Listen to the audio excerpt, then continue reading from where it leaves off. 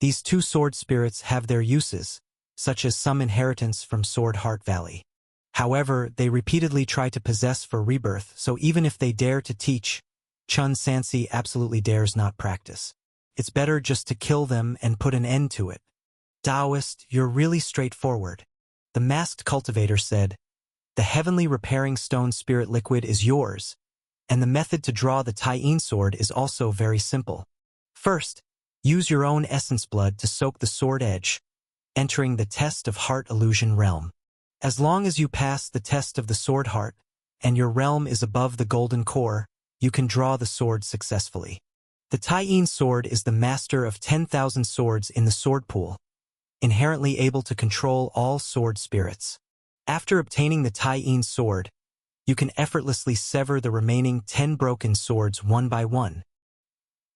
Chun Sansi recalled the dried bloodstains on the surface of the Tai-In sword. Presumably, the other party tried to draw the sword but failed and then turned to seek outside help. He asked, what happens if you fail the test of heart? You will die. The masked cultivator didn't shy away. Chun Sansi nodded. The so-called treasures and opportunities of the world are indeed not easy to acquire. He was about to inquire in detail when he felt a chill pass by. Focusing closely, he saw the blind woman fly straight back to the stone platform, her jade fingers gently skimming her delicate palm, leaving a crimson mark, then placing it lightly on the sword hilt with blood in tow. In an instant, sword chi violently surged, and the magma sea below rolled up in waves of fire. Amidst the overwhelming sword chi, Jiang Xia's black robe fluttered wildly, her body unmoving, as if entering another world. She has already started the test of heart. The masked cultivator said, whether she can pass or not depends on her own ability. Senior sister has such a temperament. Chun Sansi felt somewhat helpless and could only choose to stay here, serving as a protector and awaiting the result. He inquired, what exactly is in the test of heart illusion realm? Anything is possible. The masked cultivator answered, but it's all about examining why the sword seeker seeks the sword, and whether their heart for the sword is steadfast. Hearing this, Chun Sansi felt somewhat relieved, because he could feel senior sister's sword heart was steadfast. Jiang Xia always acted alone, and even when the realm would advance by itself, she practiced sword intent day and night. To achieve this, there must be an extremely firm goal in her heart. The two of them stood in front of the dense chamber door, gazing at the blind woman drawing the sword in the distance. Taoist, the masked cultivator asked, are there enemies of yours blocking the exit outside? Chun Sansi did not deny. Could you ask the Valley Master if there's any exit here like a transmission array? The words of the hooked nose people earlier might not be credible. The masked cultivator shook his head. This place is originally a place of confinement. How could it possibly have a deliberately left second exit? Chun Sansi neither affirmed nor denied. Moreover, the reason this secret realm allows people to come in and draw the sword is probably because the sealing strength is weakening day by day. If left naturally, the sword demon will eventually escape this place. It's better to wait for a destined person to come in and, taking advantage of its weakened state, contract and control it, which can be more controllable. The matters outside have nothing to do with me, the masked cultivator said. My realm is low, and I can't help Taoist, so please don't trouble me when the time comes. Rest assured, Taoist, Chun Sansi said. At that time, you can find your own opportunity to leave. I will not implicate Taoist. Of course, before that, Taoist still needs to prove that the heavenly repairing stone spirit liquid is harmless, to set my mind at ease. As he spoke, he used chi to control, deploying more of the already scarce heavenly repairing stone spirit liquid in the porcelain bottle, forming it into 2 green droplets, suspended in midair. Chun Sansi, with C-pill and recognized the recipe, could discern many things, but the heavenly repairing stone spirit liquid's grade was too high. Ultimately, he wasn't entirely confident. It seems Taoist still doesn't trust me, the masked cultivator said. There are only a few drops in total of the heavenly repairing stone spirit liquid. I was worried I wouldn't have enough, so if Taoist returns some, I'm more than happy. He formed a seal with both hands, unhesitatingly swallowing the heavenly repairing stone spirit liquid, then sat cross-legged, beginning to circulate his own cultivation technique while explaining. Once these spirit liquids enter the body, they refine immediately, and the cultivation speed advances rapidly. Even with my mediocre talent, I'll be able to prepare for core formation after going back this time. With the Qi observation skill, Chan Sansi observed his cultivation, finding the absorption and circulation of spiritual energy had increased to an unimaginable pace. Plus, being in this 5th-rank spiritual vein, it's equivalent to practicing for one day as half a year. Boom! Just as he marveled at the miraculous effect of the spirit liquid, a deafening roar suddenly interrupted him. Looking around, directly beneath the sealing demon's sword, the entire sea of flames abruptly contracted into a scarlet vortex, the Tai-Yin sword surfacing with blood vessel-like patterns, each pattern end extending into scarlet chains. Under the erosion of evil Qi, a chain began to break one by one, the surrounding 5 elements furnace tripod resounding loudly, until explosively shattering apart. The Tai-Yin soul-slaying sword was no longer under any suppression, regaining freedom from layers of sealing. A crimson evil Qi rushed into the sky like a rampaging dragon, tearing open a 100-jong crevice in the sealing rock layer. The external skylight collided with the blood-colored evil cloud, blasting out a purple-black thunderstorm.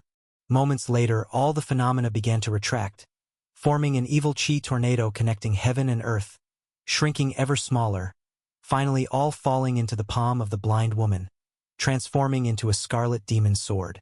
Tai-Yin soul-slaying sword. It's done. Bang! The blind woman leapt lightly, returning instantly to the secret chamber. The moment she landed, it brought a burst of pure evil Qi that made the bones ache. Congratulations, Taoist, on acquiring a precious treasure. The masked cultivator looked at the Tai-Yin sword, revealing a trace of regret in his eyes. Jiang Xia held the sword in her right hand and ran 2 fingers of her left hand inch by inch across the blade, stating with unprecedented length, "I can only wield a portion of its power. That's normal." Chan Sansi, standing several steps away, could feel the sharpness and evil Qi of the sword. After all, it was once the sword immortal, refined by the first sect of Sword Dao and every disciple into a demon sword, naturally not easy to control. He paused, then continued, "Since senior sister successfully drew the sword, I ask you to protect me." With everything prepared, he should seize the opportunity, while the spiritual energy here is abundant, to quickly break through to the glazed gold body realm, and then find a way to escape. Jiang Xia nodded, facing the masked cultivator sideways. The masked cultivator understood her meaning, stood up somewhat awkwardly, and dusted off his magic robe.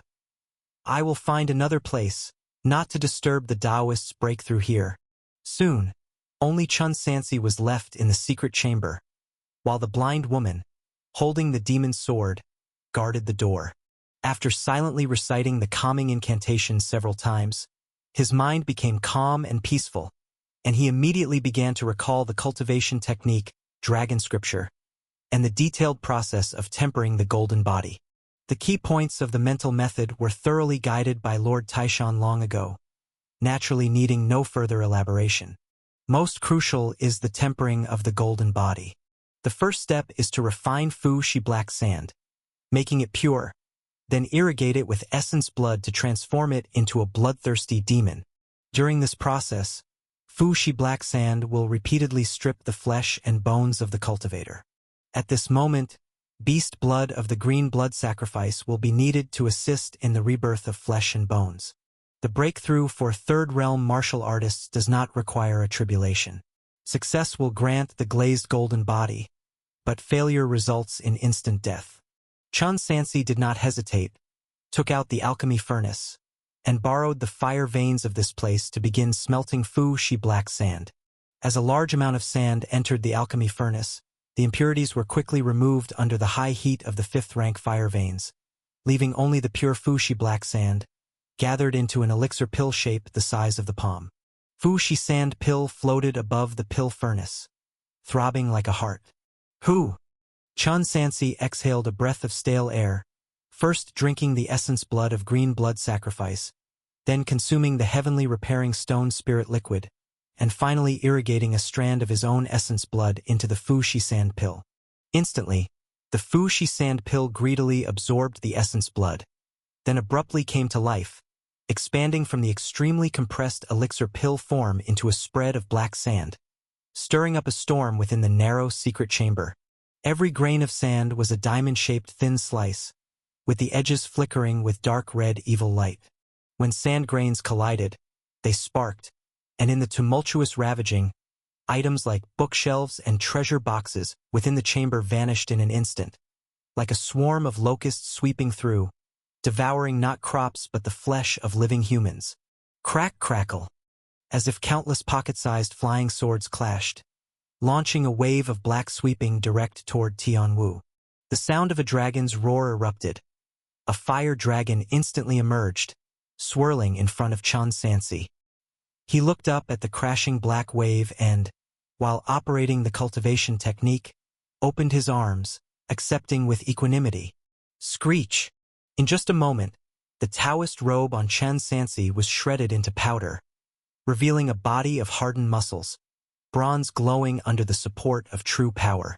Yet, his Vajra body was as vulnerable as tofu before Fu-Shi black sand, with skin peeled away, muscle fibers precisely separated by sand blades, exposing bone as sand grains drilled into marrow holes, crazily stirring. Even though mentally prepared, when the moment came, Chen Sansi's divine sense nearly collapsed under the extreme pain. Fire element. Tai-Yin Qinghua life and death flame. Life-giving flame. Boom! Emerald flames burst out from Chen Sansi's 7 orifices. He began to dance the long spear alongside dragon scripture, and the essence blood of green blood sacrifice within him began to take effect. As both complemented each other, the flesh scraped away started rapidly healing visibly. Golden threads seeped from bone surfaces, weaving flesh anew like a spring caterpillar spinning a cocoon. The newly formed skin bore a metallic sheen, its strength significantly enhanced. Yet soon it was destroyed again by the next wave of black sandstorm. Thousands of blades grinding bone, myriad evils tempering flesh. It was a more cruel nirvana right than a lingering death. Sand-devouring flesh became hell. Golden bone rebirth was Bodhi. The path of martial arts, created step by step by countless ancestors, included the glazed gold body realm, inspired by the cultivation techniques of Buddhist cultivators. Destruction repeated, rebirth repeated, pain worse than death came close to causing Chen Sansi to faint several times. Yet through repeated refinement, the bottleneck within him began to break through. Martial arts path is about exploring the flesh, the golden body realm is the same. In the human body there are the former 3 fields, the latter 3 passes, and 3 orifices. To enter the glazed gold body realm early stage, one must first open the 3 passes. Tailbone pass, spine pass, jade pillow pass. The tailbone pass, also known as life gate, located at the end of the coccyx, and under the tempering of Fu-Shi black sand, chi blood constantly reversed, smelting marrow into golden mercury-like liquid. The spine pass, located at the 7th vertebra, from which bones layer upwards engulfed in golden light. The jade pillow pass, located at the back of the occipital bone. Breaking through requires the true power within to transform into a sword, severing the 9-fold divine sense shackles. With each layer broken, Chen Sansi's eyes lost a layer of cloudiness, until 9 layers completed in perfection, revealing glazed golden light. Simultaneously, his glazed 5 viscera grew ever more translucent, bone also becoming more radiant, joints colliding and rubbing emitted sounds like a great bell, sparks from sand slicing flesh akin to forging iron in common folk, condensing into numerous golden lotus flowers in midair. Through repeated grinding and tempering, Chen Sansi's flesh gradually turned golden, and Fu-Shi black sand could no longer tear through it easily. Not knowing how much time passed, he only remembered undergoing a total of 80 flesh reincarnations, until the moment the 81st was completed, Fu-Shi black sand could no longer harm him at all. Amidst the dark wave, a radiant golden light appeared dazzlingly bright. Under the radiance of the golden light, Fu-Shi sandstorm seemed to meet a mirror exposing demons. Quickly losing spiritual nature, becoming dim and dull, cascading down like rain. Once Fu-Shi black sand blanketed the ground, the chamber returned to calm, revealing a gleaming golden divine statue standing firmly. Chun Sansi's skin exhibited a golden glaze texture, fine gold sand seeping from pores, muscle lines full and knotted like a temple celestial king statue, resembling a Buddha statue solemnly majestic. Cultivation technique. Dragon scripture. Glazed gold body realm. Early stage. Progress. 0/300. Utility. Glazed golden body. Glazed golden body. Impervious to water and fire, resisting myriad techniques. Breakthrough. The golden light faded. Chun Sansi returned to ordinary state, retrieved a new magic robe from his storage bag and donned it. Now, he was already at the golden core early stage combined with the gold body early stage, a combination sufficient to deal with golden core middle stage cultivators. Moreover, the medicinal power of the heavenly repairing stone spirit liquid within him hadn't been entirely depleted. He guessed it could further enhance his cultivation proficiency significantly. This spirit liquid truly was a good thing. A pity there were only so few drops. If there were more, the speed of cultivation could not just increase 100-fold. Buzz! Chun Sansi opened the stone gate of the secret chamber. The blind woman continued to guard here like a sculpture, not moving a step. Jiang Xie didn't ask whether he succeeded or not. Since he could exit alive, it naturally meant the breakthrough was successful. However, the masked cultivator waiting nearby quickly flew over, cupped his fists and congratulated. Congratulations, Taoist, on breaking through to the glazed golden body. Chun Sansi remained calm. How many days have passed? 3 days.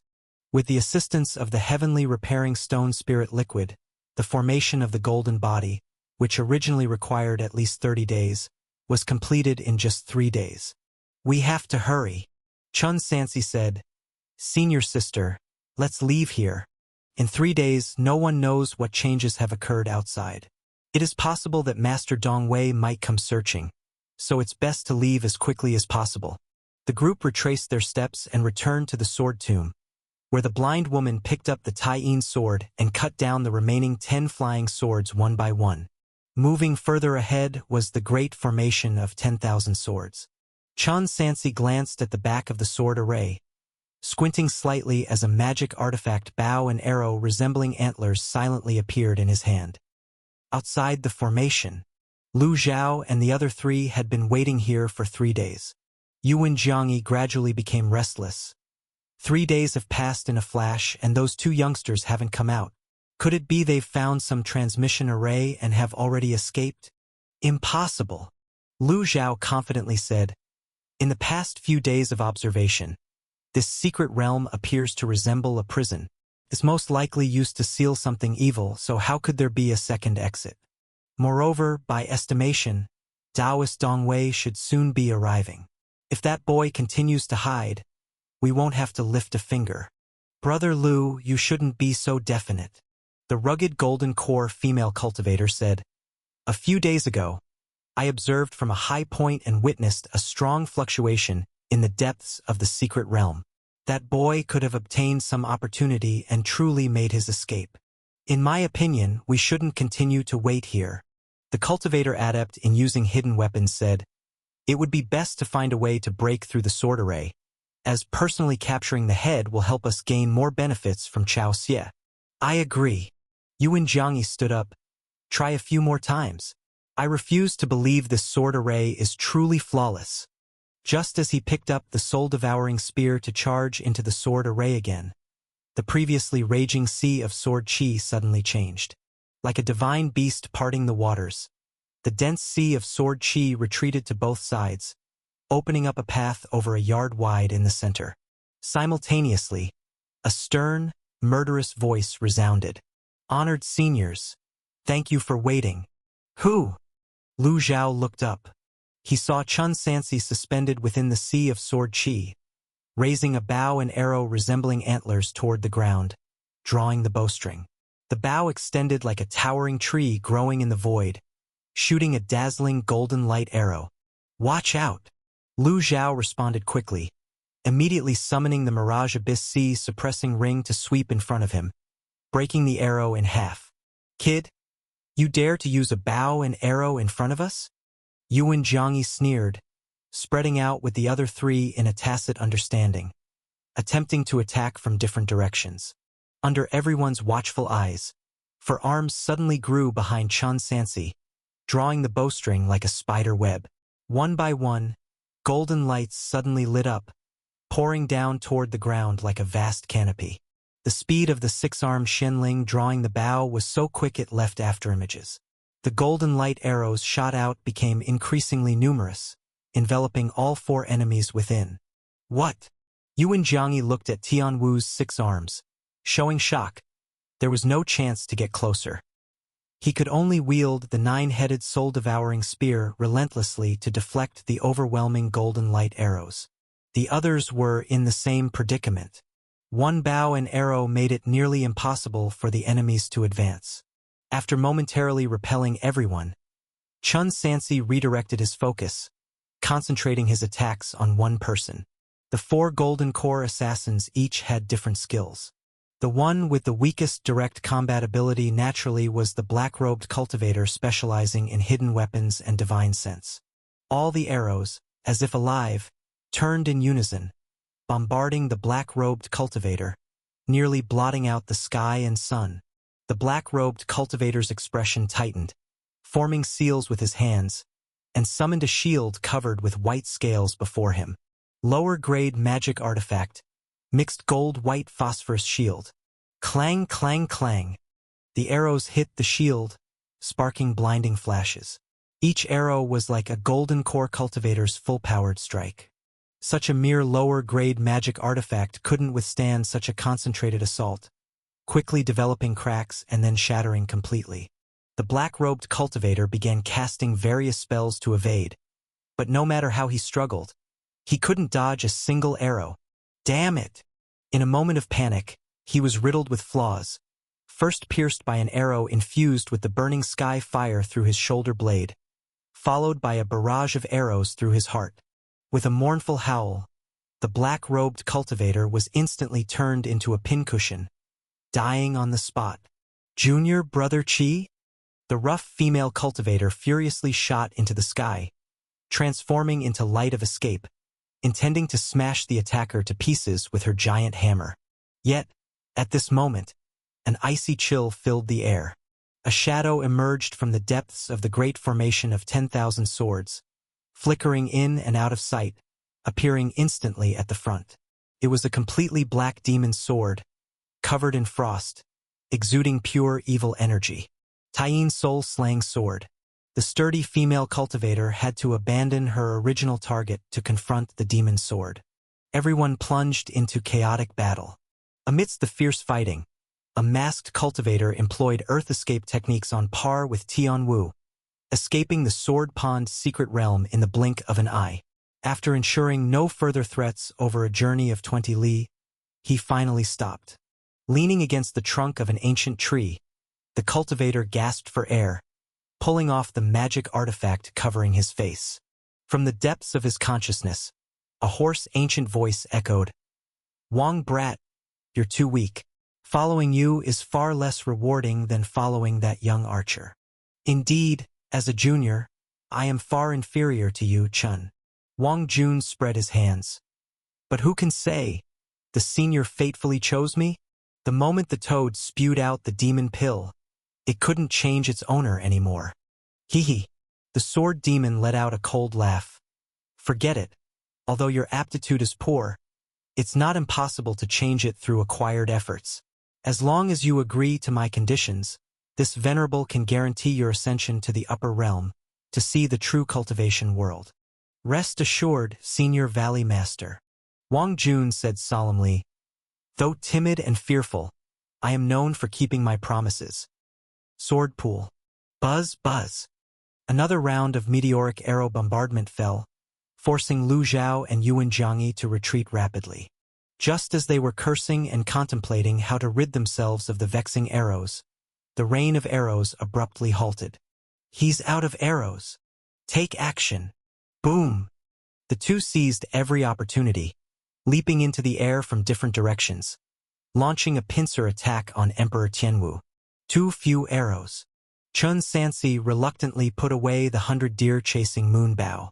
Since the bow's grade was a magical treasure, to exert sufficient power, the arrowheads also needed to be made of magical treasure-level materials, making them extremely expensive, so Zinan had only prepared a little over 200 arrows.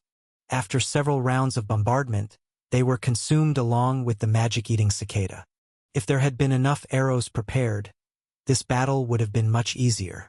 Chun Sansi would only need to maintain the mana consumption of the Mystic Six Arms to suppress these people without them being able to raise their heads. But now, there's no choice but to engage in head-on combat, flesh and blood skirmish. Boom! The Long Dan bright silver spear and the Mirage Abyss Sea suppressing ring collided in the air, the Red Lotus Karma fire and the extremely cold seawater mutually dissolving, creating a splendid scene. After a brief struggle, the two retreated backward.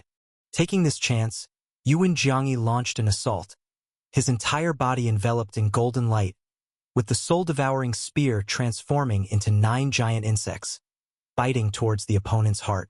Chun Sansi's arm holding the Long Dan bright silver spear was still in a post-collision stiff state, so he drew out the Dragon Abyss with his left arm, forcibly deflecting the soul-devouring spear. But at this moment, Yuan Jiangyi directly abandoned the soul-devouring spear, transforming into a light of escape to close in.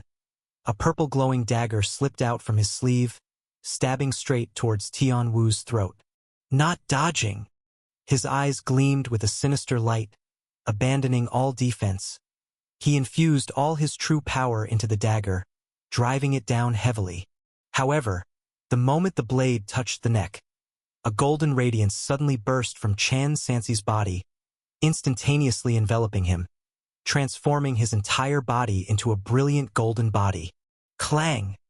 The purple glowing dagger struck, emitting a sound like metal being struck, sparking tiny flames but causing no substantial damage. Burning sky intense flames. Violent, searing flames erupted from Chun Sansi's 7 orifices. Layer upon layer surged onto the Dragon Abyss sword, the blade swooping like a divine dragon's tail, slashing onto Yuan Jiangyi's golden body. Screech! The piercing sound of friction caused sharp pain in both their eardrums. Blood-burning tribulation! Chun Sansi shouted, his palm releasing essence blood onto the blade of the Dragon Abyss sword, enhancing its lethality to a new level, forcibly leaving a blood mark on the front of Yuan Jiangyi's glazed golden body. Then the Mystic Six Arms appeared once more, one arm wielding the heavenly slaughter tripod, smashing down towards the elderly cultivator's head. Boom! It struck like a grand ancient bell. Sound waves stirred the clouds into a wild surge. Yuan Jiangyi suffered a massive blow. His body plummeted like a meteor towards the ground, creating a crater several feet deep, causing the entire mountain to tremble violently. Glazed golden body? Witnessing this scene with his own eyes, Lu Zhao's pupils trembled incessantly. You broke through to the 3rd realm in the martial arts realm within just 3 days in the secret realm? There must be tremendous fortune within this secret realm. Chun Sansi couldn't be bothered with idle talk and, with a thought, unleashed 10,000 sword sky. An overwhelming mass of sword chi erupted from his heavenly spirit, converging above into a broad sword, held firmly by an arm. Storing 1,000 swords, solidification. After breaking through the 3rd stage of 10,000 sword sky, the sword chi could be condensed into a solid form and used as a weapon. At this moment, resembling a gilded divine statue in a temple, Chun Sansi stood on clouds, wielding a heavenly slaughter tripod, bright silver spear, Dragon Abyss sword, and various other scattered magic artifacts in his 6 arms. Under the coordination of extreme divine power, the 6 different weapons were wielded without the slightest confusion, complementing each other's strengths and maximizing the power of the magical treasures to their fullest. Clang! Clang! Clang! Lu Zhao maneuvered the Mirage Abyss Sea suppressing ring, fending off the overwhelming attacks but soon became dazzled, revealing flaws. Wrapped in Lotus Karma fire, the heavenly slaughter tripod crashed down heavily, sending the magic ring spinning backward. He formed a seal with both hands, attempting to regain control of the ring for defense. Chun Sansi struck his heart forcefully, spitting a mouthful of scorching blood onto it. Under the effect of the blood-burning tribulation, the Mirage Abyss Sea-suppressing ring temporarily lost control. With the Long Dan bright silver spear, he tossed the ring higher. Then the Dragon Abyss sword slashed straight toward the unarmed Golden Core assassin. Lu Zhao, with no escape, waved his broad sleeve, and amidst the flickering spirit light, donned a suit of armor. This divine armor, appearing like clothing woven from bird feathers, yet as hard as iron. Magic artifact, 10,000 feathered beast armor. The Dragon Abyss sword and Long Dan bright silver spear, carrying different flames, bombarded his body like a gale force rainstorm, emitting a metallic clanking sound. In the blink of an eye, after dozens of strikes and slashes, a crack finally appeared on the surface of the 10,000 feathered beast armor. Chun Sansi swung the heavenly slaughter tripod as if lifting a massive mountain, hurling it thunderously at his opponent's chest. Crack! The cracks on the 10,000 feathered beast armor spread out, and Lu Zhao let out a muffled grunt, his body drifting backward like a kite with a broken string, continuously coughing up fresh blood. Not good. His expression turned grim. Even if this youngster had broken through to the glazed gold body realm, combining immortal and martial, he was still merely at the early stage of the third realm. Yet his demonstrated combat power was overwhelming, crushing them. 3 Golden Core middle stage. No, even without risking his life, he might be able to handle 5 Golden Core middle stage without being at a disadvantage. 5 Golden Core middle stage. This was almost equivalent to one person being able to single-handedly take on any one of the 24 Golden Core sects within the 36 immortal sects. We can't continue this fight any longer. Lu Zhao felt an urge to retreat, but unfortunately, it was too late. Chun Sansi's right arm, muscles bulging, raised the Long Dan bright silver spear high, transforming it into a fierce fire dragon. Its flames like a golden crow, illuminating 100 feet radius. The surrounding air warped into ripples by the intense heat. Break! He shouted explosively, launching forward forcefully, the fire dragon releasing from his hand, the spear shaft rubbing against the air, twisting clouds, the trailing flame tail coalescing into circular shockwaves, carbonizing vegetation and crumbling rocks along its path before violently colliding with Lu Zhao. The 10,000 feathered beast armor finally couldn't withstand the burden, exploding into countless fragments at the chest with a loud crack. The long spear no longer impeded, first tearing through his flesh, then boring through bone, and finally piercing internal organs, thoroughly penetrating the body, leaving a thick mist of blood that evaporated under the high temperature. Lu Zhao's limbs hung limply, falling from high altitude like a bird with broken wings, completely losing life. Old Lu, clambering out of the pit, Yuan Jiangyi watched as his old acquaintance perished before him, closing his eyes, letting out a lamenting sigh, then opening his blood-red eyes, he actively confronted the young adversary on the skies. However, 3 against 1 was already not an opponent. How could he, alone and injured, possibly withstand it? The only troublesome aspect was that the glazed golden body was indeed tough and durable. Chun Sansi's 6 arms of mysterious spirit continually bombarded the opponent with various weapons, only tearing a few gashes on the golden body before finally shattering the opponent's glazed 5 viscera, ultimately severing any hope of life. Chun Sansi, after exerting considerable effort, finally managed to kill the tough-skinned golden body warrior. On the other side, the battle between the 2 female cultivators had also reached a conclusion. Boom! There was a dull sound as the Taiyin soul-slaying sword directly cleaved the body of the blunt warhammer. The rugged female cultivator let out a wretched scream and fell backward. The blind woman turned into a flash of blood light tinged with frost, passing through the female cultivator before landing swiftly, twirling a sword flower with a fierce cold wind. In the air, the female cultivator's body exploded, red and white substances splattering like a sticky blood rain, crashing to the ground. Not a single one of the 4 Golden Core assassins survived. Magic-eating cicada! Chun Sansi claimed the Luo Shao treasures and magical treasures from the bodies. then raised his hand and released the last remaining Insect King and Insect Queen.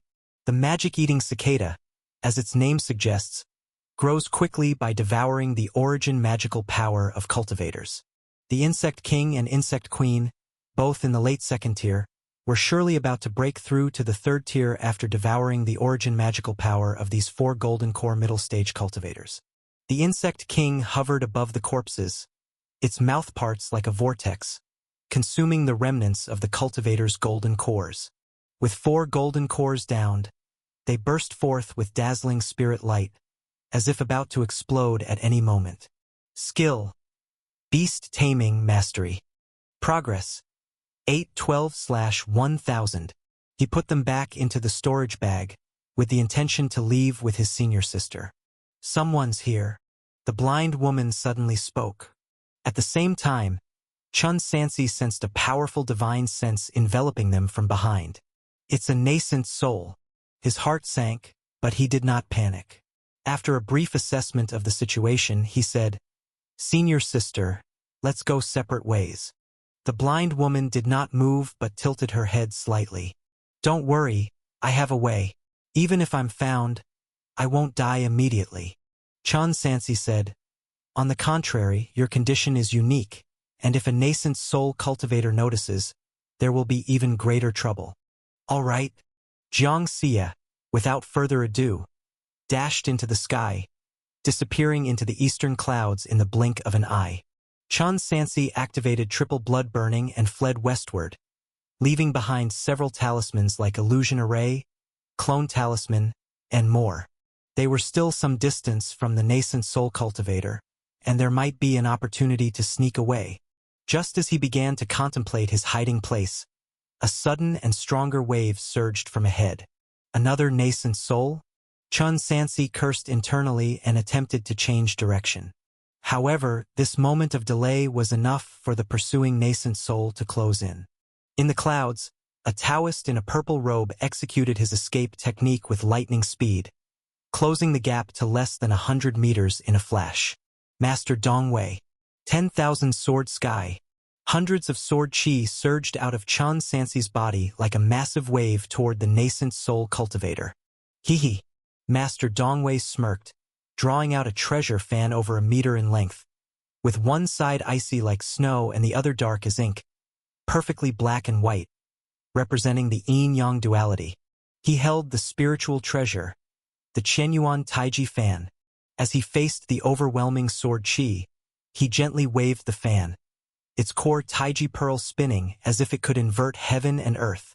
The sword chi that was ostensibly flying towards him suddenly changed direction uniformly, heading back towards its creator, and moreover, enhanced by the nascent soul cultivator's mana, the flying sword's power had more than doubled. Clang, clang, clang. Chun Sansi wielded the Longdan bright silver spear, deflecting the sword chi he had unleashed. Glazed golden body, mystic 6 arms. As the effort grew unbearable, he shouted, transforming into a golden statue with 6 arms, each wielding a magical treasure. Glazed golden body? Master Dongwei stroked his beard and remarked with interest. No wonder Lu Zhao and the others died such mysterious deaths. A youth of such talent and fortune cannot be allowed to live. Boom! The sword chi surged even more fiercely. In just a few breaths, Chun Sansi felt his body go numb, his meridians racked with unbearable pain, until one sword chi carrying a divine sense attack shattered the mystic's 6 arms. Chun Sansi spurted a mouthful of blood skyward, falling powerlessly into the forest below, crashing through branches and raising a towering cloud of dust, startling 1,000 birds into flight. Lying in the cracked pit, his vision began to blur as he saw the Taoist in the purple robe raising the fan towards him once more. Hold on, wait! Chun Sansi's mouth was full of clotted blood, making his words slurred. If you kill me, you'll get nothing. Master Dongwei paused, arm raised, and sneered. What did you say? Cough, cough. Chun Sansi spat out blood, struggling to stand, and looking the other straight in the eyes, he panted. You can't kill me. If I die, no one will get what they want. Oh! Master Dongwei raised an eyebrow slightly. What? You mean to say that this immortal palace secret realm is your creation?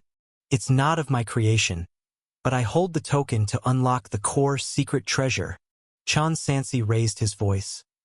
If I die, the token perishes with its master, and the secret treasure here will never see the light of day again.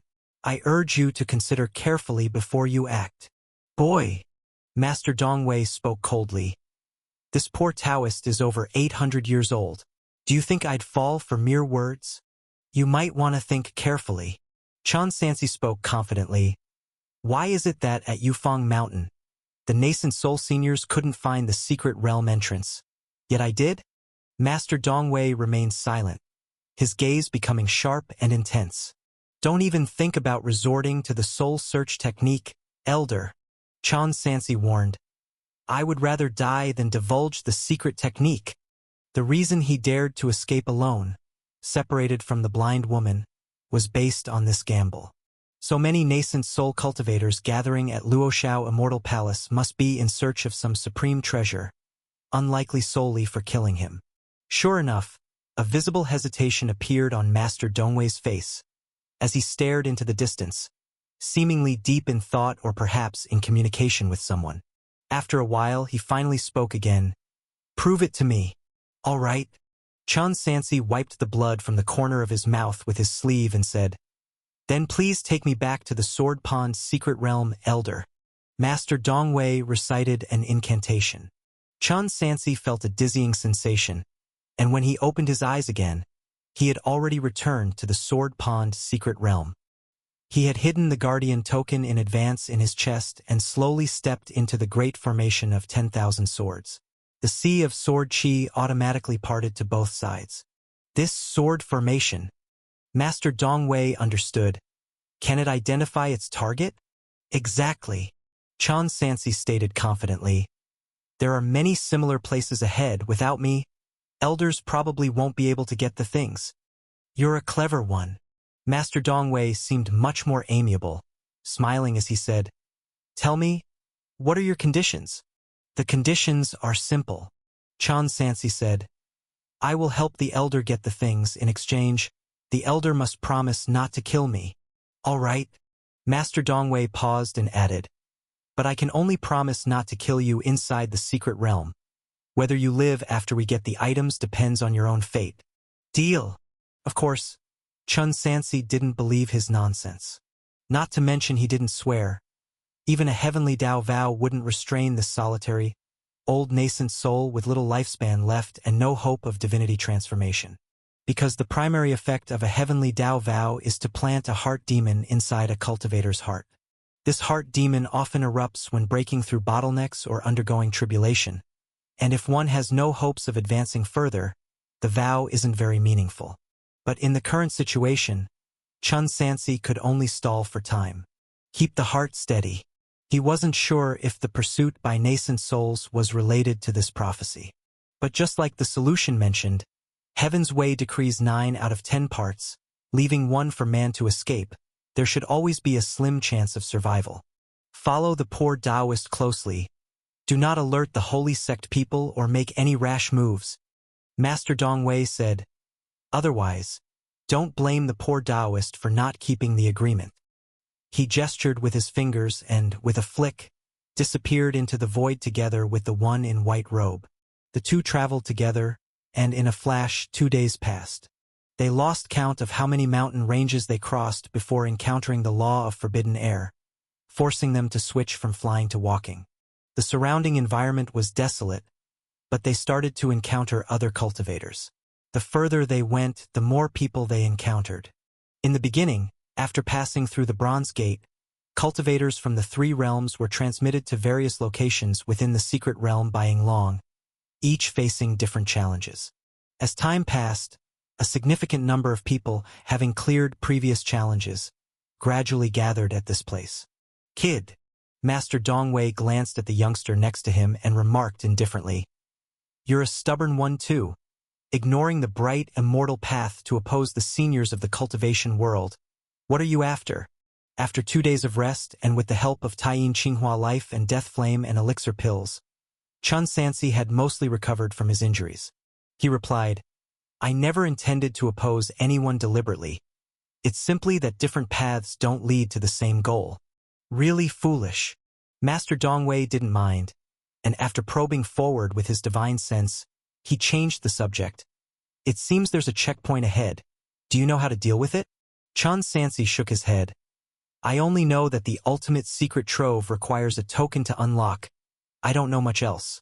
Master Dongwei didn't ask further, just quickened his pace towards the front.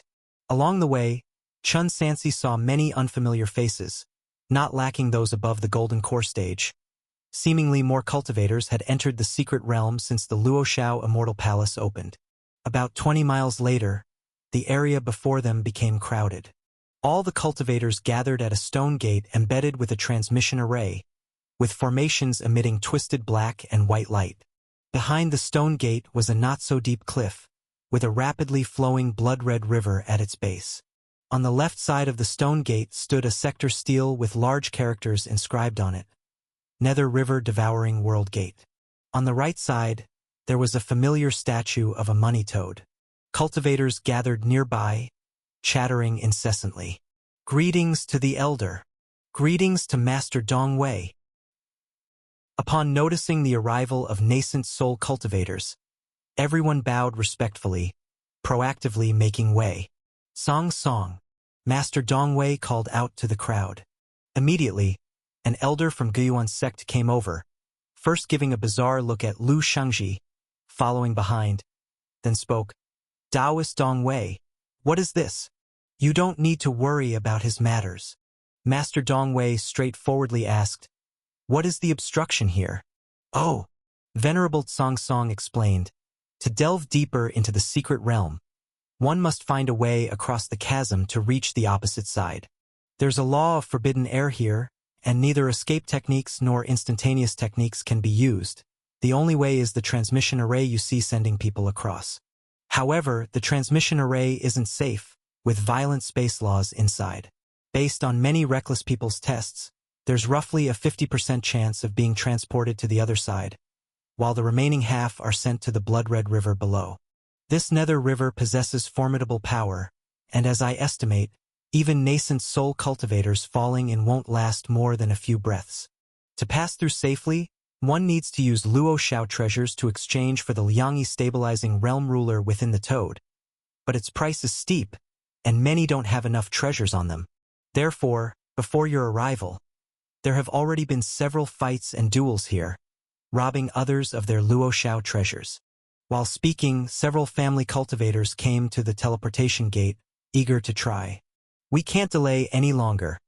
News has arrived from the other side. There are abundant heavenly materials and earthly treasures ahead. Delaying means missing out on fortune. A middle-aged cultivator transmitted his voice to his family members. Give the remaining Luoshao treasures to the younger ones with good qualifications. We older ones will test our luck. The prosperity of the Chen family depends on this time. Listen to the eldest brother. A few of the more senior cultivators complied and then charged towards the devouring realm gate one after the other. These people were very fortunate. As the first four entered the teleportation gate, moments later, accompanied by flashes of spirit light, they appeared on the opposite side. Until the middle-aged cultivator was the last to rush into the transmission array. Ah! A miserable scream echoed from the valley floor. Everyone looked down to see the middle-aged cultivator randomly transported into the blood-red nether river. His flesh and bones instantly decayed and melted, turning into a pool of blood that seamlessly merged with the nether river. This scene made many cultivators instinctively step back a few paces, looking at the teleportation gate with dread like facing a tiger. Chun Sansi went to the toad, threw in the treasures, and connected with it through his divine sense, seeing the familiar shop again. Liangyi Stabilizing Realm Ruler. Grade. One-time treasure. Utility. Control space turbulence. Safe passage through the transmission array.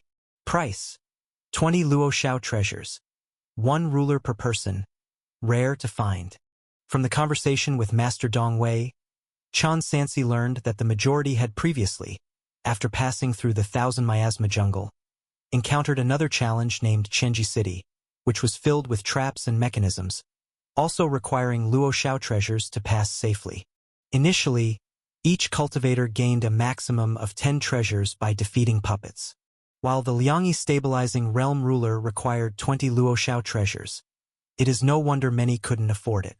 By sheer luck, Chun Sansi inadvertently entered the sword pool, bypassing Chenji City, saving a lot of Luo Shao treasures.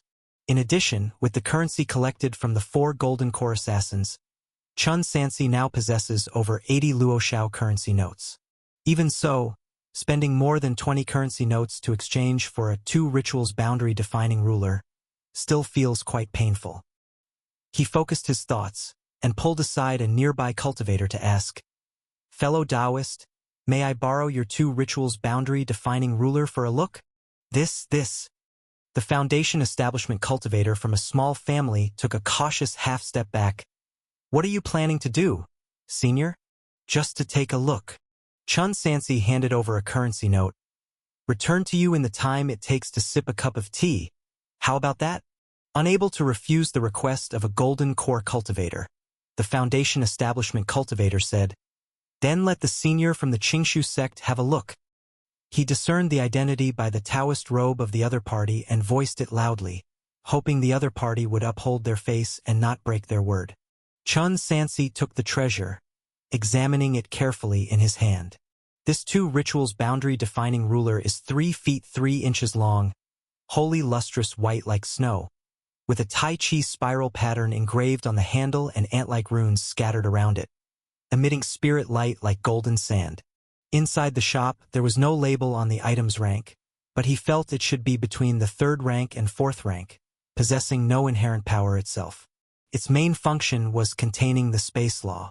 After pondering for a moment, he took out a yellow talisman from his storage ring, muttering, "Yin and Yang reversal.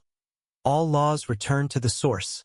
As soon as the spell was spoken, the talisman ignited without fire, turning into black ashes gliding onto the 2 rituals boundary-defining ruler, and then reignited from the ashes. Spirit light flickered incessantly with the flames, and after approximately a few breaths, it condensed in the void into an Chur, precisely like the 2 rituals boundary-defining ruler, the Yin-Yang artifact tomb talisman. This was a talisman Chun Sansi learned from the True Talisman Manual, and its function was to replicate any magical treasure. However, the replicated item only has 80% of the original's power. "Oh!" Master Dongwei witnessed the scene and immediately showed a look of surprise. "Good young fellow, hiding a secret talisman technique on you." Those gathered nearby also exclaimed in admiration. Chun Sen summoned a puppet tiger, ordered it to hold the replica, and then rushed into the teleportation gate. Buzz! Suddenly, the chaotic space law became rampant. Soon after, everyone saw the intact puppet tiger appear on the other side. Feasible. Chun Sansi verified his idea. The magical treasure replicated by the Yin-Yang artifact tomb talisman is far inferior to the original. If used in combat, it would be quite weak, but in specific circumstances such as the current one, it can have unexpected effects. In this way, he can save a large amount of Luo Shao currency notes. Chun Sansi immediately replicated another 2 rituals boundary-defining ruler for himself, and afterward, without rushing to leave, he addressed the other cultivators nearby. "Fellow Taoists, I still have a few Yin-Yang artifact tomb talismans here and plan to sell them for 15 Luo Shao currency notes each. Anyone in need can come to me to purchase them." The talisman's function had been publicly demonstrated, fully capable of substituting the 2 rituals boundary-defining ruler and saving 5 Luo Shao currency notes. "Senior, I need one." Immediately, a cultivator stepped forward. Before setting out for Guangren Dao, Chun Sansi had prepared several talismans, among which there were 6 Yin-Yang artifact tomb talismans left, just enough to sell for a total of 100 Luo Shao currency notes. "You youngster!" Master Dongwei stroked his chin. "What are you planning to do with so many Luo Shao currency notes?" "Naturally, to deal with the upcoming barriers." Chun Sansi replied, "At every secret realm along the way, currency is necessary to pass through easily, so gathering more is always beneficial." Master Dongwei pondered, then said to some family cultivators nearby, Zhang, Wang families, give all your remaining Luoshao currency notes to this humble Taoist. This? All right, senior, as you command. Although the Zhang and Wang family cultivators hesitated, they eventually complied. Someone like Master Dongwei, a loose cultivator nascent soul, might appear to have no backing on the surface, but in reality, often shelters many families or even serves as guest elders for golden core sects. In return, these forces must naturally spare no effort to serve him. The cultivators from these two families were few in number, and having consumed quite a bit earlier, they only managed to gather just over 50. Master Dongwei stowed away the currency, urging Tian Wudao, let's not waste any more time. We should hurry to the other side. For him, it was not an issue having fewer Luoshao currency notes on hand since Chun Sansi accompanying him was a living wallet, ready to be robbed if needed. Chun Sansi was well aware of this fact but could not give up hoarding currency for fear of being targeted. Without further ado, he took out the replicated two rituals boundary-defining ruler and stepped into the devouring realm gate. The instant he entered the chaotic space stream, Chun Sansi experienced suffocation, feeling his body might be torn apart at any moment. Fortunately, the Tai Chi diagram on the surface of the two rituals boundary-defining ruler emitted profound light, enveloping him within, and the runes on the surface resonated with the space law, forcibly opening up two stable paths in the warped void. One path led to the blood-colored nether river below, and the other to the opposite shore. Chun Sansi chose a path using his divine sense, and in the next moment, seeming as though teleporting, he appeared undamaged on the other side. In front of him was a magnificent and grand ancient forest. Emerald mist steamed along the forest's edge, with branches of thousand-year-old trees intertwining into archways, and starlight moss flowing like starry sands among the gnarled roots, making mankind within appear as insignificant as a drop in the ocean. Chun Sansi looked at the traces left on the ground and knew that many cultivators had already arrived here before him. Songming Ancient Forest.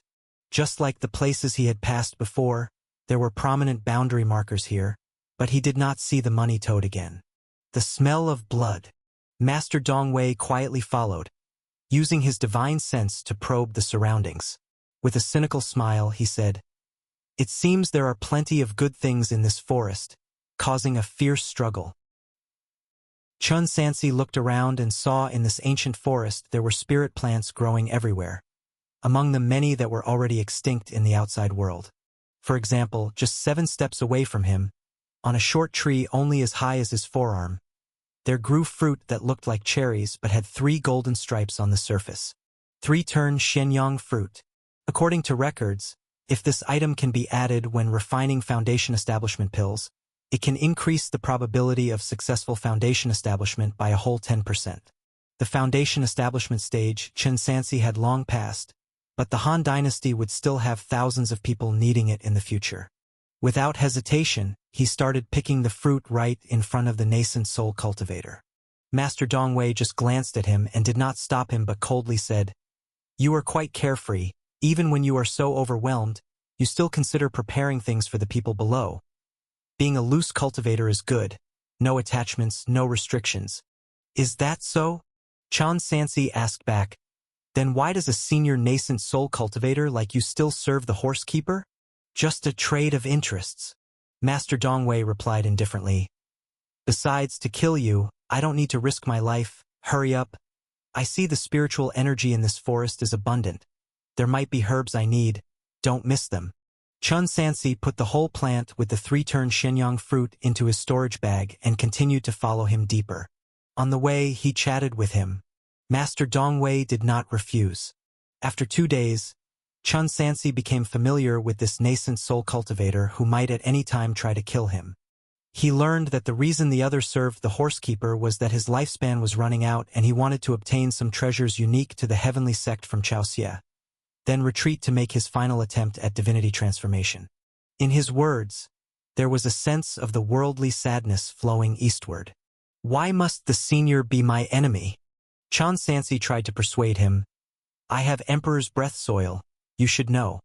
Maybe we can find the seedlings of the spiritual objects you seek within the secret realm. No need to follow Chao Xie's orders. Want to instigate me? Master Dongwei took out a porcelain pot, drank some spiritual wine, then threw it to him. Dare to drink? Why not? Chun Sansi used sea pill and recognized the recipe, identified no issues within it, then took a big gulp. Wincing under the burn of the alcohol, he continued, "Won't the senior consider my words? Give up on that idea." Master Dongwei replied without hesitation, "Not to mention that I always keep my word. About Emperor's breath soil, do you really think you can keep it in your hands?" Chun Sansi felt a sinking in his heart. Master Dongwei continued, "I'll tell you, Chao Daoyu has already taken advantage of the weakening of the seal to obtain the sky-covering plate from Guiyuan sect, and plans to enter the eastern continent after repairing and modifying it. It won't be long before your Han immortal dynasty disappears like a joke. I advise you, don't struggle anymore. Sky-covering plate. How could Chun Sansi forget this item? Back then, Guiyuan sect's Master Feng Qi infiltrated the seal using it and killed the fourth senior brother. More than 30 years later, it's unexpected that this thing can be repaired and now is in Chao Xie's hands. The situation seems worse than Chun Sansi imagined. Seeing his solemn expression, Master Dongwei raised his white eyebrows mockingly and stopped conversing, moving forward deliberately. As they reached deeper into the forest, they started encountering corpses recently deceased, occasionally also seeing fights. Within the secret realm, cultivators from the three realms of Zheng, demon, and beast cultivation gathered, but due to Luo Shao Immortal Palace's vastness, encounters were rare. At this moment, encountering each other in Songming Ancient Forest and fighting over spiritual objects, it's inevitable to clash fiercely. Chun Sansi bent over a corpse of a golden core demon cultivator and searched for a while, finding it devoid of any useful items, which had long been taken by others. However, the nearby heavenly materials and earthly treasures were increasing. Over 2 days, he gathered enough to fill 2 storage bags. Senior, stalled at the early stage nascent soul for many years, the best main material for refining breakthrough pills must be chaos green lotus seed, right? Chun Sansi pointed at the surrounding environment. If I'm not mistaken, within 100 miles, there must be this item. Oh, Master Dongwei was skeptical. I pride myself on knowing the growth habits of worldly heavenly materials and earthly treasures. Yet I didn't see any clues. How do you know? Chun Sansi crouched, dug out a piece of black dung from the mud and held it in his palm. Senior, look, this is the dung of the Xuanqi Leizheng cub. According to 2 Wild 10,000 Beasts record, this beast cultivates chaos green lotus over generations, and upon maturity, consumes it to assist breakthroughs, acting as its guardian beast. Their living range often doesn't exceed the 100 miles where the green lotus is. Thus, finding the dung of Xuanqi Leizheng cub means nearby must be chaos green lotus. Like human race cultivators, spiritual beasts also need 5 grains reincarnation at low realms. Master Dongwei mocked, "You can identify the reincarnation items of spiritual beasts and locate chaos green lotus with them? This was once my trade for survival." Chun Sansi tossed the dung away. "Senior, follow me." Leading the way, amidst the dimly lit jungle, he twisted and turned, finally finding a small pond. A treasure lotus, completely emerald green, grew in the pond's center. This lotus flower, its root dark as ink, middle part exhibits golden patterns on purplish red, tip white and translucent. The stalk 7 feet 2 inches high. The entire body green with silver threads. Within the lotus pod grew 9 lotus seeds, half transparent with crystalline surface. Internal streaming stardust, shining brightly, dazzling to the eye. You truly found it. Master Dongwei was surprised. And judging by the looks, it's quite old. About 3,000 years. Chun Sansi made a judgment. Moreover, this chaos green lotus seed can not only refine breakthrough pills, but is also a spiritual object for condensing nascent soul. Though it's early for him, preparing ahead is always beneficial. Only, a fierce spiritual beast resided near the pond. The beast had a single horn on its head, its fur base color like the night sky, left eye purple, right eye a silver-white lightning crack pattern. It had just emerged from a nearby cave mansion, and while approaching the pond, transformed into a human race cultivator wearing a gray Taoist robe. Xuanqi Leizheng, Transformation Realm. Phew, it might be troublesome to deal with. Master Dongwei looked worried, and after contemplating for a while, said, I'll distract it later. You go pick the Chaos Green Lotus. He cast incantations leaving a tracking restriction on the white robe, adding, Don't think about running with the item. You cannot escape me. I understand. Chun Sansi couldn't remove the nascent soul tracking mark in the short term, but he was more than willing for the other to deal with the transformed beast cultivator, which might be his chance to escape. Before he finished speaking, he saw Master Dongwei already moved, suddenly appearing above Xuanqi Leizheng, and a spiritual treasure, looking like a bundle of ropes, transforming into golden pythons, covered the beast cultivator. Who? Xuanqi Leizheng conjured a purple bone knife, directly hacking at the golden light rope. Boom! A rope was cut in half, but it didn't lose its spirituality. Instead, it split into more golden pythons, weaving wildly in the air to form a giant spider web, covering the ground. Spiritual treasure, spirit trapping rope. This is a replica of the ancient treasure binding immortal rope, specifically used to trap enemies. Shenichi Leizheng was trapped inside and, no matter how he wielded his blade, couldn't cut through the shackles to escape, feeling powerless despite his strength. Human race cultivator? He glared at Dongwei, lightning-like power surging from within him. Taoist, please don't be angry. Master Dongwei, holding a Qian Yuan Taiji fan, said with a chuckle, I only wish to borrow a Chaos Green Lotus, with no intention of harming anyone. Ridiculous. Shenichi Leizheng cursed angrily. I've guarded this lotus for over 2,000 years. I'm not going to let someone else take credit for it. Robber, prepare to die. He finally tore a gap in the spirit trapping rope, transformed into lightning and disappeared. When he reappeared, he was already behind the loose cultivator, with a purple bone knife, like a lightning-woven dragon python, biting toward the opponent's heavenly spirit. Such speed. Master Dongwei raised the Qian Yuan Taiji fan and swung it fiercely behind him, reversing the yin and yang forces, overturning the universe. The moment Shenichi Leizheng's spiritual bone knife fell, he felt as if the blade struck himself. He was knocked back hundreds of feet before regaining his footing, the immense impact uprooting trees within a dozen miles, leaving devastation akin to a landslide. Yet again, he raised the treasure sword, conjuring dark clouds in the sky, and slashed down as if to tear the heavenly dome. Master Dongwei, forming seals with his hands, chanted incantations, his Qian Yuan Taiji fan continually enlarging from arm length to over 20 feet tall, like a towering edifice, swinging to block the light of the sun, reversing the tide, and forcefully repelling the sword light. Shenichi Leizheng dodged with a flash, the blade light slicing a mountain peak 10 miles away in two. He glared at the Taiji fan that enveloped the world, gritting his teeth. Let's see how much power your broken fan has. Crack! A bolt of lightning struck and Shenichi Leizheng split into two.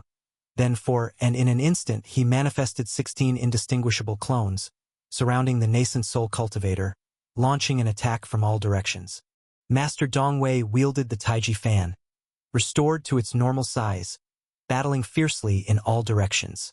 Kid, what are you waiting for?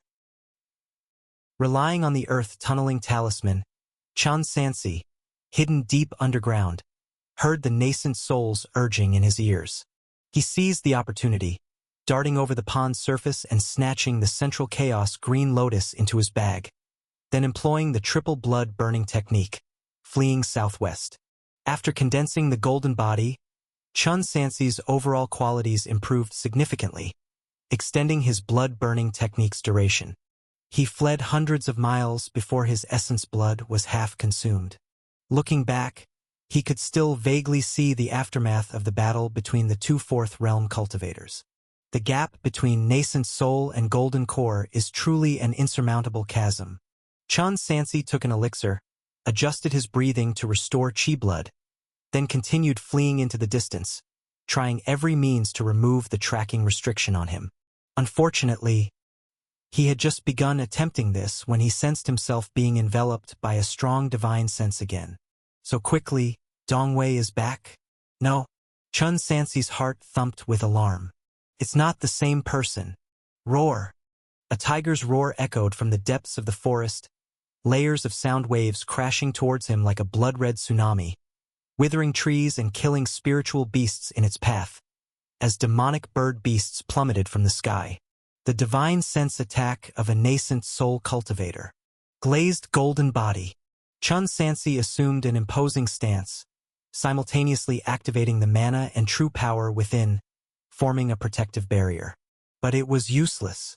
In just an instant, the barrier shattered, his head nearly exploding, with blood gushing from his 7 orifices as he lost consciousness, plummeting from the sky and crashing into a cliff, sliding down to the valley like a piece of debris. A transformed demon, Chun Sansi lay on the ground, struggling to open his eyes. Through blurry vision, he saw a 4th realm cultivator, surrounded by overwhelming demon energy, rapidly approaching. Tiger demon, Gung Kenmao. This demon had appeared outside the Bronze Gate, related to the core formation tiger demon he had slain. Just not sure how it discovered his true identity. Chun Sansi had just broken through to Golden Core and Golden Body and already had to face 4th realm cultivators repeatedly in the secret realm. It was quite frustrating. This feeling of being powerless against crises was the thing he despised the most in his life. But no matter what, he could only die fighting, wouldn't sit idly, enduring soul-shattering pain, and withdrew all of his immortal fire lamp oil. If the opponent dared make contact, he would go down with them. Gung Kenmao took up a crimson broadsword from behind his back, its blade etched with ferocious faces, countless vengeful spirits and ghosts entwining the blade, their demon energy and evil chi staining half of the heavenly dome red. Demon Clan's spiritual treasure. Life-taking blade. Little brat, still want Xiao Yu's life. His demon blade flicked upward. Millions of fierce ghosts condensed into blade light, tearing through space, targeting the white robe for the kill. In the blink of an eye, a figure stepped in front of Chun Sansi, raising a yin-yang tai chi fan and absorbing the blade light filled with evil chi, converting it into a dense swarm of sword chi and returning it in full. Roar! Gung Kenmao let out another roar, shattering the sword chi into pieces. Boy! Master Dongwei glanced back, asking, "You won't die, will you? It's not comfortable anyway." Chun Sansi's ears were ringing incessantly. Hiding behind the other, he sat cross-legged, channeling energy to maintain his divine sense. If Senior could provide me with some healing pills, I believe I could recover more quickly. He looked around but did not find any trace of the Thunderbolt soul-suppressing whip. To shake off a transformed beast cultivator in such a short time showed that even among cultivators of the same realm, Master Dongwei was among the stronger ones. Take it. Master Dongwei, without any hesitation, tossed a bottle of 3rd-grade elixirs. Chun Sansi caught the pills, checked them with the technique of C-pill and recognized the recipe, and then swallowed them in one gulp. Old Dongwei, not far away. Gung Kenmao shouted sharply, "Get out of my way! Mr. Gung, please calm your anger." Master Dongwei hovered in the air. "I have use for this young one for the moment." "Enough talk," Gung Kenmao said impatiently. "Today, either you hand him over to me, or you all die together." "You vile creature." Master Dongwei didn't show any politeness either, cursing. "Do you really think you can surely defeat me? You're welcome to try. You damned Taoist, face your death." Man and demon clashed together. High in the sky, the 2 lights of escape collided ceaselessly, like 2 shooting stars, shaking the heavens and the earth with each impact. After about 10 rounds, the 2 were still evenly matched. Taking advantage of the fierce fight, Chun Sansi thought to escape again. However, just as he stood up, he saw 2 more lights of escape appearing from afar, and they were both beyond the fourth realm. Indeed, a gathering of heroes, a conference of nascent souls. He focused his eyes. In the forefront light of escape was a poison-horned spirit beast, precisely the Thunderbolt soul-suppressing whip, who was fully covered in blood and appeared to be seriously injured. Chasing behind was a young nascent soul cultivator, dressed in wide-sleeved Taoist robes with a green bamboo branch inserted atop his Taoist knot. Kungsu Saint, Mu Qingming, chanting in his mouth, his body suddenly transformed into lightning, accelerating towards the heavily wounded Thunderbolt soul-suppressing whip. Then he reached out to grab a flash of lightning from the dome of dark clouds, wielding it as a long whip, striking the Thunderbolt soul-suppressing whip's back. A mournful wail sounded as the Thunderbolt soul-suppressing whip fell heavily into a lake, splashing giant waves several zhang high. Not giving the demon beast a moment to breathe, streams of golden light surged out from the wide sleeves of Mu Qingming's Taoist robe, transforming into 49 demon-subduing pestles, lined up end to end into a boundary, trapping the beast on the lake's surface. Roar! The Thunderbolt soul-suppressing whip almost frantically battered against the boundary, but even with its head bloody, it was ineffective. Buzz! The 49 demon-subduing pestles began to turn, emitting runes of golden light, which, like a storm, blasted onto the Thunderbolt soul-suppressing whip, making its movements smaller and smaller until it could only curl up in a ball, struggling bitterly. Spiritual treasure. Heavenly Gang Demon Suppression Mallet. Mu Qingming expressionlessly pulled out the green bamboo branch embedded in his Taoist knot, then flicked his fingers. Whoosh! A flash of green light disappeared in an instant, penetrating directly through the powerful flesh of the transformed spiritual beast, shattering its heart. The Thunderbolt soul-suppressing whip no longer had any strength to resist, letting out a final, feeble wail before collapsing. Spiritual treasure, Green Emperor Bamboo. Mu Qingming looked at the corpse and once again formed seals to cast a skill, his pupils emitting dazzling golden light, quickly capturing a wisp of soul from the lake water. This wisp of soul looked exactly like a miniature version of the Thunderbolt soul-suppressing whip. Essence. For the human race's fourth realm, it's the nascent soul allowing escape and rebirth after the flesh is destroyed. However, after transformation, the demon and beast races nurture an essence in their souls, which given time can also rise again. At this moment, the essence of the Thunderbolt soul-suppressing whip was escaping at a speed imperceptible to the naked eye. Mu Qingming did not pursue further, and leisurely took a palm-sized white jade porcelain bottle from his bosom. Ling Bao, the 9-refinement monster-suppressing bottle. As soon as the word receive was uttered, the essence of Xian Qi Thunderzhang seemed to be bound by countless invisible chains, and couldn't escape. It could only watch itself being dragged back bit by bit until it was completely sealed within the porcelain bottle. A transformed beast cultivator in front of this person was utterly defenseless. One must know that in equal stages of cultivation, demons or beasts, and even demon cultivators often hold a slight advantage over the righteous human path. Chun Sansi mused in his heart. As expected of the Kungsu Saint, carrying so many treasures with him, no wonder Master Dongwei escaped quickly. So someone was assisting him. After capturing the essence, Mu Qingming placed the body of Xianqi Thunder Zheng into the storage bag and wielded the Thunderbolt soul-suppressing whip, joining another battle to confront the transformed tiger demon. The human race and demons have always been mortal enemies. The previous collaboration outside the Bronze Gate was merely out of necessity. On ordinary days, encounters would lead to confrontations without needing any reason. With the Kungsu Saint's involvement, the tiger demon Gung Kenmao quickly fell to the disadvantage, resorting only to ceaselessly summoning Chang ghosts to delay the assault. Mu Qingming, he roared while swinging the life-taking blade of 1,000 Chang ghosts. Are you protecting that boy too? Do you know, he is actually the Chun Lei you've been trying to kill all this time. Oh! Mu Qingming was slightly surprised. Chun Sansi shook his head. It seems this identity cannot be concealed any longer. Well, Gung Kenmao said, now that you know, won't you act swiftly? Kill him, and you can claim the Eastern continent. One thing doesn't lead to the other. Mu Qingming replied calmly. Tianwu was indeed a foe of the cultivation world before, but now he is an ally of my kungsu. At least until the alliance ends, I will do my utmost to protect him. With that, the lightning on the thunderbolt soul-suppressing whip shone even brighter. With the endeavor of two people, Gung Qinmao found it increasingly difficult to resist, and he called out loudly, "Bai Suyin! Won't you take action? Are you truly going to watch me die here?" Underneath the cloud layer, a charming, entrancing voice echoed from a woman.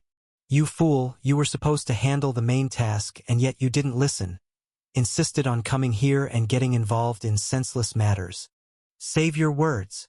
Gung Qinmao gritted his teeth, saying, "Help me first." The swirling white clouds parted as a stunning barefoot female cultivator appeared to everyone's sight. Holding a smoke gun in her hand, her voice passed through the air like ice silken threads soaked in 100-flower honey. "Mr. Mu, must we fight to the death here? Mr. Bai, you need not try anymore. Your heart-enchanting methods are useless on me." Mu Qingming transformed his long whip into a sturdy copper mace, stepped forward into the void, and instantly turned into thunder appearing before the nine-tailed fox demon, striking directly towards the heavenly spirit root, only to find it was nothing but smoke. The true form of the nine-tailed fox demon had already surfaced 100 meters away. Charming techniques are futile, but illusion techniques are another matter. "Mr. Mu, be cautious from now on." Mu Qingming's pupils lit up with golden brilliance once more. "Mr. Bai, feel free to attack." The air was filled with illusionary mist, obscuring the figures of several great cultivators. "Mr. Tianwu, may I borrow a moment to speak?" On the immensely chaotic battlefield, within 100 steps of Chun Sansi, another figure emerged, dressed in a scarlet dragon robe with a black winged hat. Emperor Tianxi of the great song Zhao Rui. Following Zhao Rui was also a nascent soul corpse puppet in a yellow dragon robe. Why not? In truth, Chun Sansi had no choice but to agree, voluntarily following away from the locale, halting on a nearby stony shore. "I haven't had the opportunity to introduce myself." Emperor Tianxi saluted.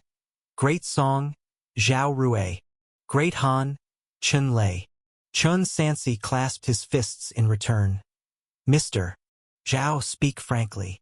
Given the circumstances, he faced challenges bravely, and naturally would not fear the nascent soul corpse puppet. "Taoist Tianwu, no need to be nervous." Zhao Rui wore a gentle smile. "I bear no hostility towards you, at least not for now. You want me to withdraw my troops?" Chun Sansi guessed the other party's intentions based on their relationship. "You might as well strike directly. If you manage to kill me, the Great Han will naturally fall into chaos. You truly are a clever person, but not entirely correct." Zhao Rui spoke calmly. "I am not asking for you to withdraw, but rather to join forces." "Join forces?" Chun Sansi looked into his eyes, expressing his confusion. Taoist Tianwu. Zhao Rui, hands behind his back, gazed at the distant sunset. "Don't you think we are very similar?" "Similar." Unable to escape, Chun Sansi decided to converse calmly. "Similar because we are both monarchs?" "No." Zhao Rui shook his head. "I mean ambition. I know a bit about the Eastern continent, and after the founding of the Great Han Taoist, you ordered the eradication of spiritual grain and established Skywall City, ensuring immortals and mortals do not disturb each other.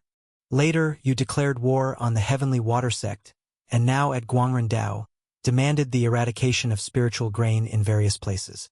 Therefore, it is evident that, like me, your greatest pursuit is establishing order and upholding the Heavenly Tao.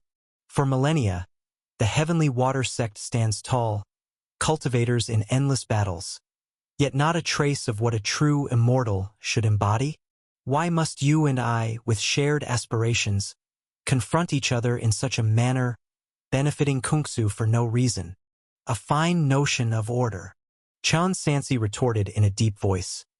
"So, this is Taoist Tianxi's reason for inducing innocent people to commit suicide and transform into blood demons, serving you?"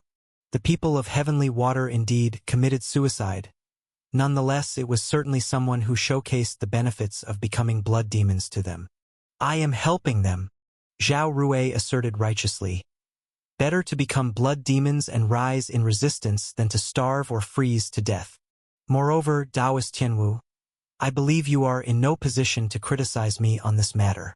The difference between us is merely the Shenju we've received. If I got the prayer bead, and you obtained the resentment-flowing pearl, wouldn't you utilize them too? I wouldn't. Chen Sansi spoke almost impulsively. Zhao Rui was visibly stunned. Moreover, our ambitions are different. Chen Sansi continued, I am not like Taoist Tianxi, with grand ambitions. My thoughts have always been simple. Initially, I wanted to survive. Then I wanted those around me to survive. And now I wish to ensure everyone can live a better life as much as possible. Aren't we heading to the same destination? Zhao Rui interrupted. As long as the order in the heavenly water persists, both cultivators and mortals will naturally lead better lives. So, Taoist Tianwu, what are you hesitating for? Ally with me, plan for major matters, and restore peace to the world. If Taoist Tianxi truly has the world in mind, I actually have a suggestion. Chen Sansi intensified his tone, seeing Zhao Rui's inquisitive gaze. Swear immediate allegiance to my great Han, obey my orders in the Luo Shao Immortal Palace, and afterwards, seal away the resentment-flowing pearl. Do not continue this fight. The order you speak of, I will establish in due time. Hee. Zhao Rui's expression notably darkened. Taoist Tianwu, how domineering. Despite possessing nascent soul combat power, I was willing to humble myself seeking an alliance. Yet you audaciously claim to annex my great song? Apologies. Chen Sansi replied calmly. I simply cannot trust someone who considers the masses as expendable and has deep collaboration with the demon realm. Is there no room for negotiation, then? Zhao Rui coldly sneered. Aren't you afraid I'll take your life in a fit of rage? Chen Sansi calmly responded. If you had any intention of doing so, you wouldn't have wasted time till now. Then let me be direct. Zhao Rui lowered his voice. There's not much distance ahead to reach the final secret treasure site of the Luo Shao Immortal Palace. The simplest method to open the entrance is using the guardian token of the Luo Shao sect. Taoist Tianwu, being a disciple of Sun Xiangzong, surely you also possess that token? Once we reach the secret treasure site, I'll arrange to divert the others.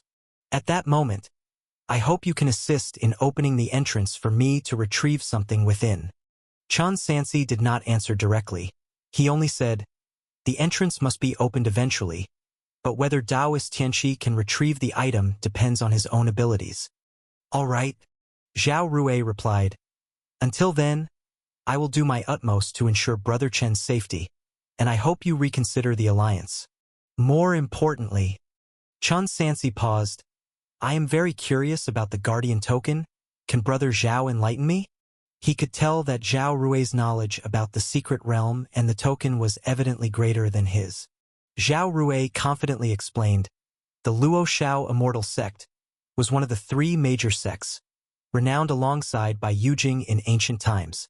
Within the sect, there are 12 residences and elders of each residence are called guardians, responsible for responding to ancient demon clan invasions against the human race in ancient times. The 12 elders are all at the true immortal realm. Indeed, the token you possess is left by the ancient true immortal. True immortal. 12 true immortal elders. In the mind of Chen Sansi, the glorious past of Luo Shao sect seemed to materialize before him. He could hardly fathom how such a monumental establishment collapsed so dramatically. It's a long story. Zhao Rui noticed his thoughts and asked, do you know about the demon-slaying sect? Chen Sansi nodded. Of course I know. In the later stages, the Luo Shao sect, similar to the ideology of the demon-slaying sect, aimed to destroy the spirit veins of the world, creating an age of no magic. Some said it was the supreme elder of the Luo Shao sect at the time, intending to become the sole immortal and suppress the present age. Some said the Luoshao sect wanted to refine demon techniques globally to create a more grandiose Taoist inheritance. Some even said those people were pure madness. Emperor Tianqi lamented, "The truth of hundreds of thousands of years ago is already unverifiable." In any case, after that battle, a massive collapse of premium spirit veins spread filth across the world. To preserve the remaining spiritual energy, the great powers of the human, demon, and demon realms united to split the entire world into two. From then on, there was a division between the lower realm and the upper realm. The spirit veins of the lower realm are barren, at most reaching the 5th rank, and various heavenly materials and earthly treasures are extremely rare. Cultivators of the lower realm wanting to change this situation must cultivate to the divinity transformation realm, then ascend to the upper realm through the ascension platform. Chen Sansi still found it peculiar. But these were not his current considerations. While the two were talking, a powerful mana fluctuation came from the distant horizon. It was indeed the few 4th realm cultivators who, after discovering Tianwu Emperor's disappearance, chased all the way. "You little brat! Die for me!" Gung Qinmao rushed madly towards where Chen Sansi was, like a bloody meteor. "Beast, cease your madness!" Master Dongwei intercepted him from the front. Kungsu Saint Mu Qingming was also exchanging blows with the 9-tailed fox demon with his life-bound spiritual treasure. Cultivating to the nascent soul level, it was nearly impossible to determine victory or defeat in the same realm within a short period. In the melee of the four, above the daylight, endless stars suddenly lit up, accompanied by an extremely majestic female voice. "Zhao Rui, you have such audacity, committing heinous crimes yet daring to appear openly in the secret realm." A cold and enchanting female cultivator suddenly appeared on the sky curtain, holding a ruler-like spiritual treasure in her hand, gradually condensing the power of the stars into a flying sword, and then slashed straight towards the ground. Rong Rojuan. Chen Sansi recognized this person, and this familiar oppressive force. Earlier, it was she who helped Master Dongwei block his escape, though she had never attacked personally. The reason was also easy to guess. Rong Rojuan was an elder of the Heavenly Sword sect, not easily defying holy orders to attack directly. "Elder Rong, what crime do I have?"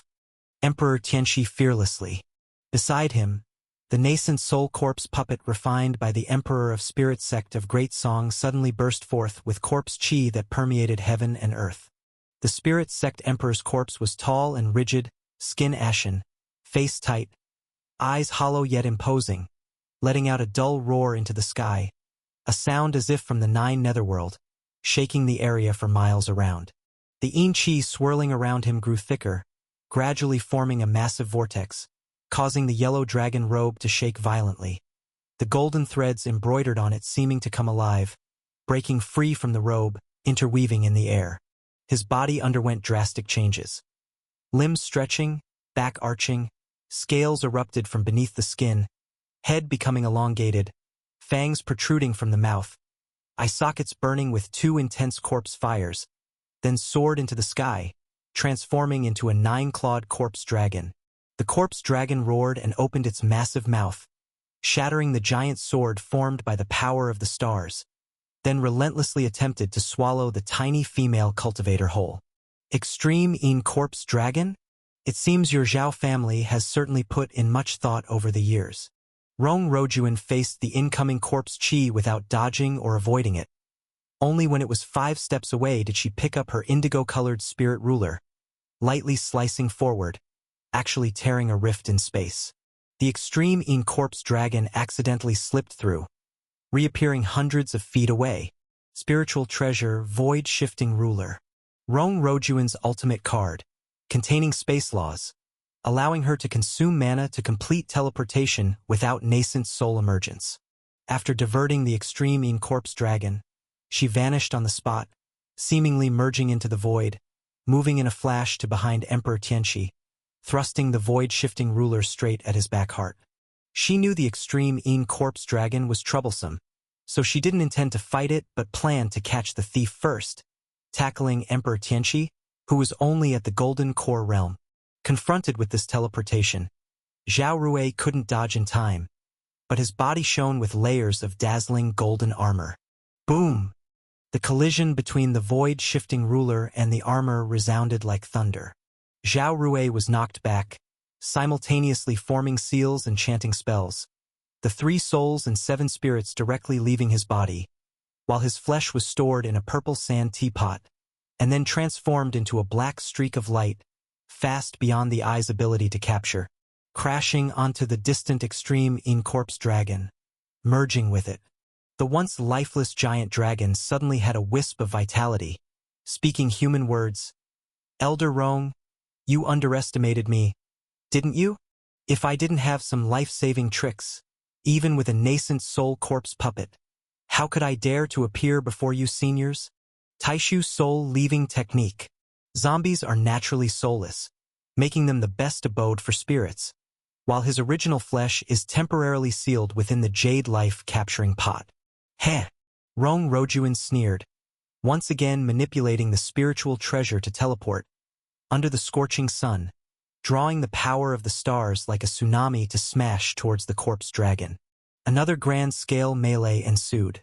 Merely being within it, Chun Sansi had to activate his glazed golden body to ensure he wasn't caught in the crossfire and died. Kill Tianxi first.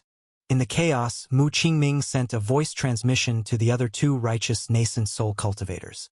He waved his hand, summoning the heavenly gang demon suppression mallet, temporarily restraining the 9-tailed fox demon, then transformed into lightning, reaching the front of the extreme in-corpse dragon in an instant, the thunderbolt soul-suppressing whip stirring the sky, lashing towards the dragon head. Master Dongwei also released the spirit-trapping rope to bind the tiger demon, then drew out several spiritual treasures in succession, intending to unleash them all on the extreme in-corpse dragon. The situation shifted from a chaotic melee to 3 against 1 in an instant. Hidden inside the extreme in-corpse dragon, Emperor Tianxi calmly said, "Fellow Taoists, it's probably not the time for us to determine life and death now. There's another checkpoint ahead that requires our concerted efforts to pass through. Otherwise, no one will make it to the end. Brat, what harm is there in losing one like you?" Master Dongwei waved the Taiji fan. Clang, clang, clang. The sound of weapons being drawn resounded, as on each of the 9 dragon claws of the extreme in-corpse dragon, an imperial sword appeared, wreaking havoc between heaven and earth with its movements. Spiritual treasure, 9-in heavenly sun sword. This sword was the sword of successive emperors of great song, sealed along with their corpses in the coffin, refined by absorbing 1,000 years of lunar essence. Each time the heavenly sun sword swung, residual souls of past emperors of great song appeared, with overwhelming yin qi, turning the surrounding area for miles into the likeness of a harsh winter. Simultaneously, the 9-tailed fox demon and the tiger demon finally broke free, rejoining the battle to guard Emperor Tianxi. The demon clan and the demon realm, currently attacking heavenly water, were allies, naturally not standing by. Should we continue now? The extreme in-corpse dragon reverted into the zombie clad in a dragon robe, with a hoarse voice. This secret realm can change at any moment. If we continue wasting time like this, we'll end up with nothing. Indeed, everyone. The 9-tailed fox demon chimed in. Even if we want to fight, let's do it after we've acquired the items, especially Mr. Mu. Don't let a moment of impulse delay your opportunity. Mu Qingming stored away his spiritual treasure.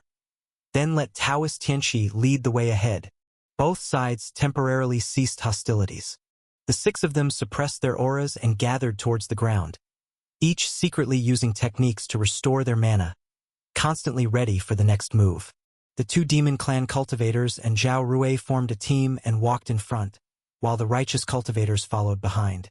Taoist Tianwu. Mu Qingming went straight to the white robe. Why conceal your identity? He had obviously left a golden core cultivator to monitor the central army. Yet the other party silently infiltrated the secret realm. There is a spy sent by the demon cult within the military camp. Chun Sansi pretended not to know. I had no choice but to do it. I left the person. Mu Qingming frankly admitted. Because we suspect there might be treasures within the Luo Shao Immortal Palace that reinforce the seal, we don't want you to get them, which would affect Kungsu's future recovery of the Eastern continent. This doesn't contradict our promise to protect you. Even now, I will still do my utmost to ensure Taoist Tianwu's safety within the secret realm. Speaking of which, Chun Sansi said in a deep voice, I must thank Taoist Dongwei for your personal care throughout the journey. You brat!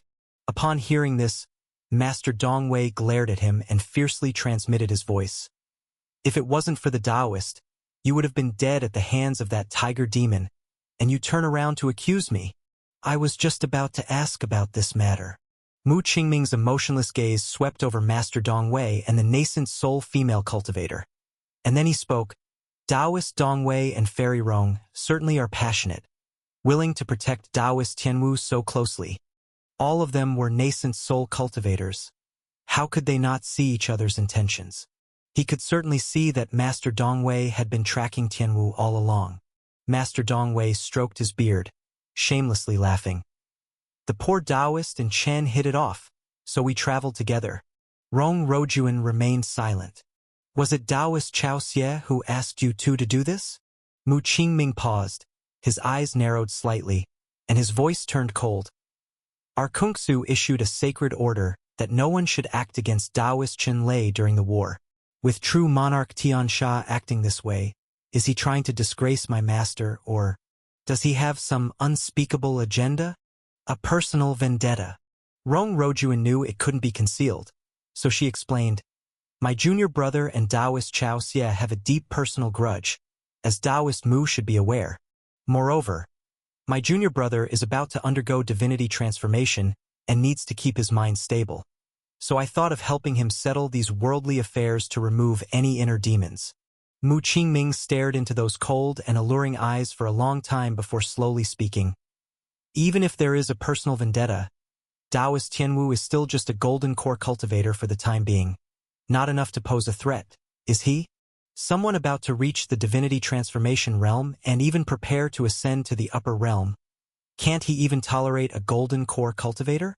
He paused, his tone suddenly increasing. Should I say that Taoist Chao Xie is too obsessed, or too cowardly? Everyone has inner knots, even someone like Taoist Mu. The Kungsu Saint Heir is no exception. Rong Rojuan said coldly, why be so aggressive? All right. Master Dongwei stepped in to mediate. Our priority is to explore the depths of the secret realm. Don't let such trivial matters hinder our opportunity. Both of you take care. Mu Qingming warned with a gloomy face before leading the way forward. Chun Sansi. The nascent soul female cultivator's threatening voice rang in his ear. Don't think you can leave here alive just because Mu Qingming is protecting you. Hee. Master Dongwei followed up. You brat are unscrupulous. It seems that our previous agreement is no longer valid. Facing their threats, Chun Sansi directly exposed. Both of you, feel free to speak frankly. No need to be so secretive. Mu Qingming glanced back, and the two fell into an awkward silence. Taoist Mu. Chun Sansi spoke. May I have a word with you? No need. Mu Qingming tossed over a talisman, transmitting his voice. You can speak directly, holding this talisman. They won't be able to eavesdrop.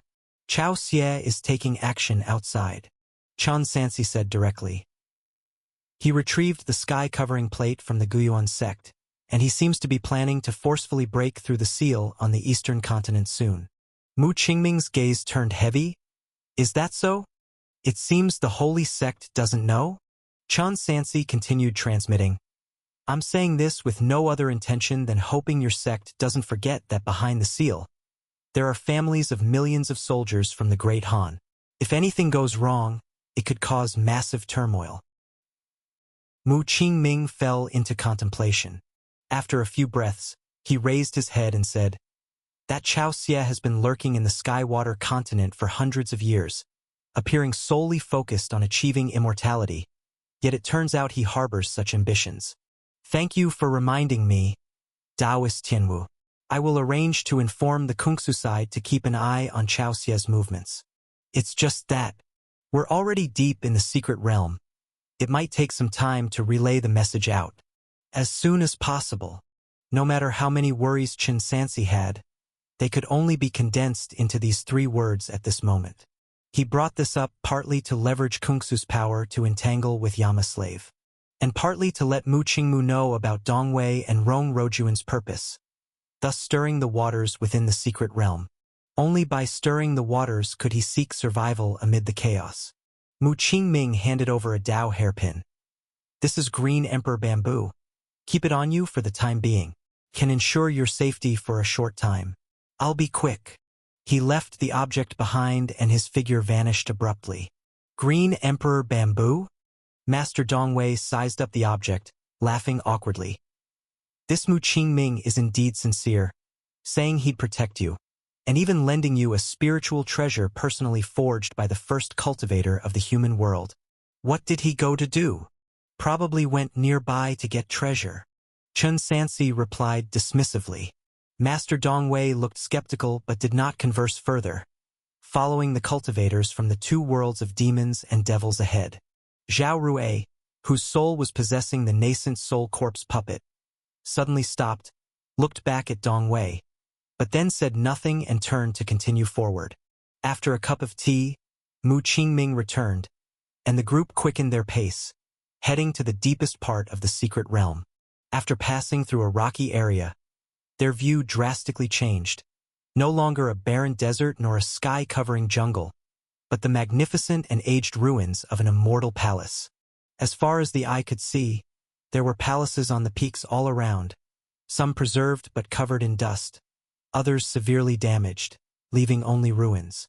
In front of everyone, a 9,900 steps jade staircase was angled towards the cloud peak, each step embedded with broken star-fallen glazed tiles, and the runes carved on the surface had long faded after hundreds of thousands of years of wear.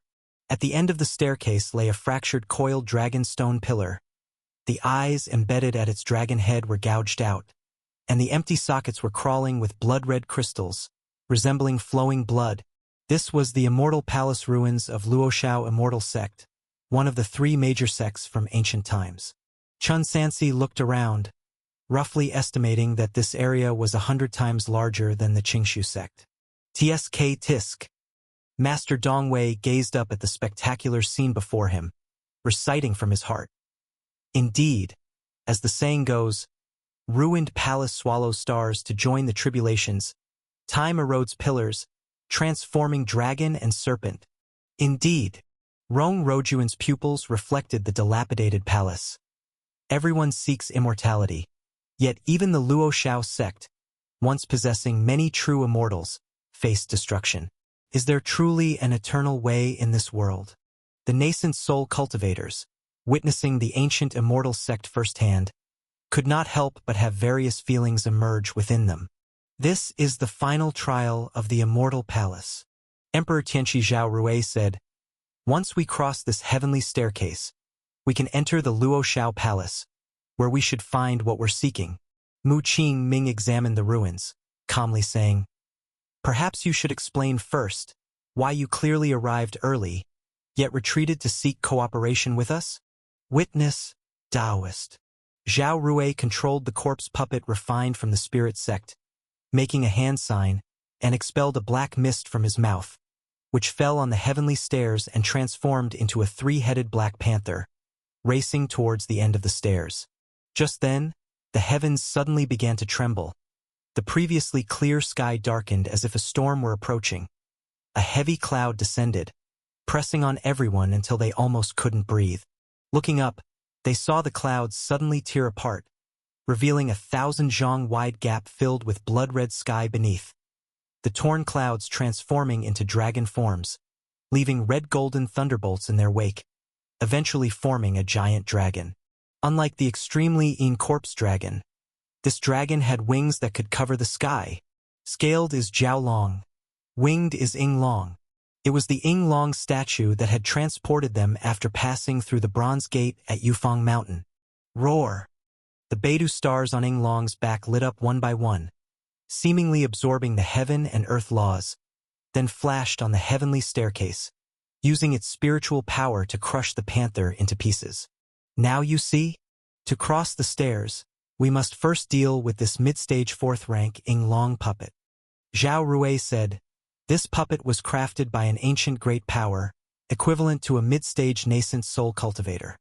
None of us can face it in a solo fight. So, I invited everyone here.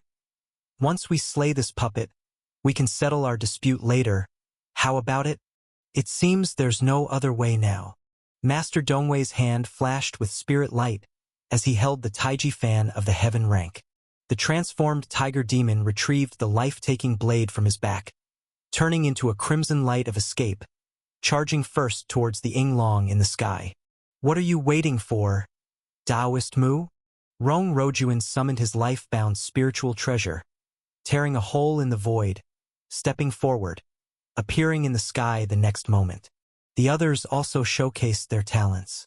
Only Mu Qingming didn't rush, positioning himself furthest from Ing Long, making hand signs, employing various attack techniques, secretly transmitting a storage bag to Tianwu, and sending a voice message.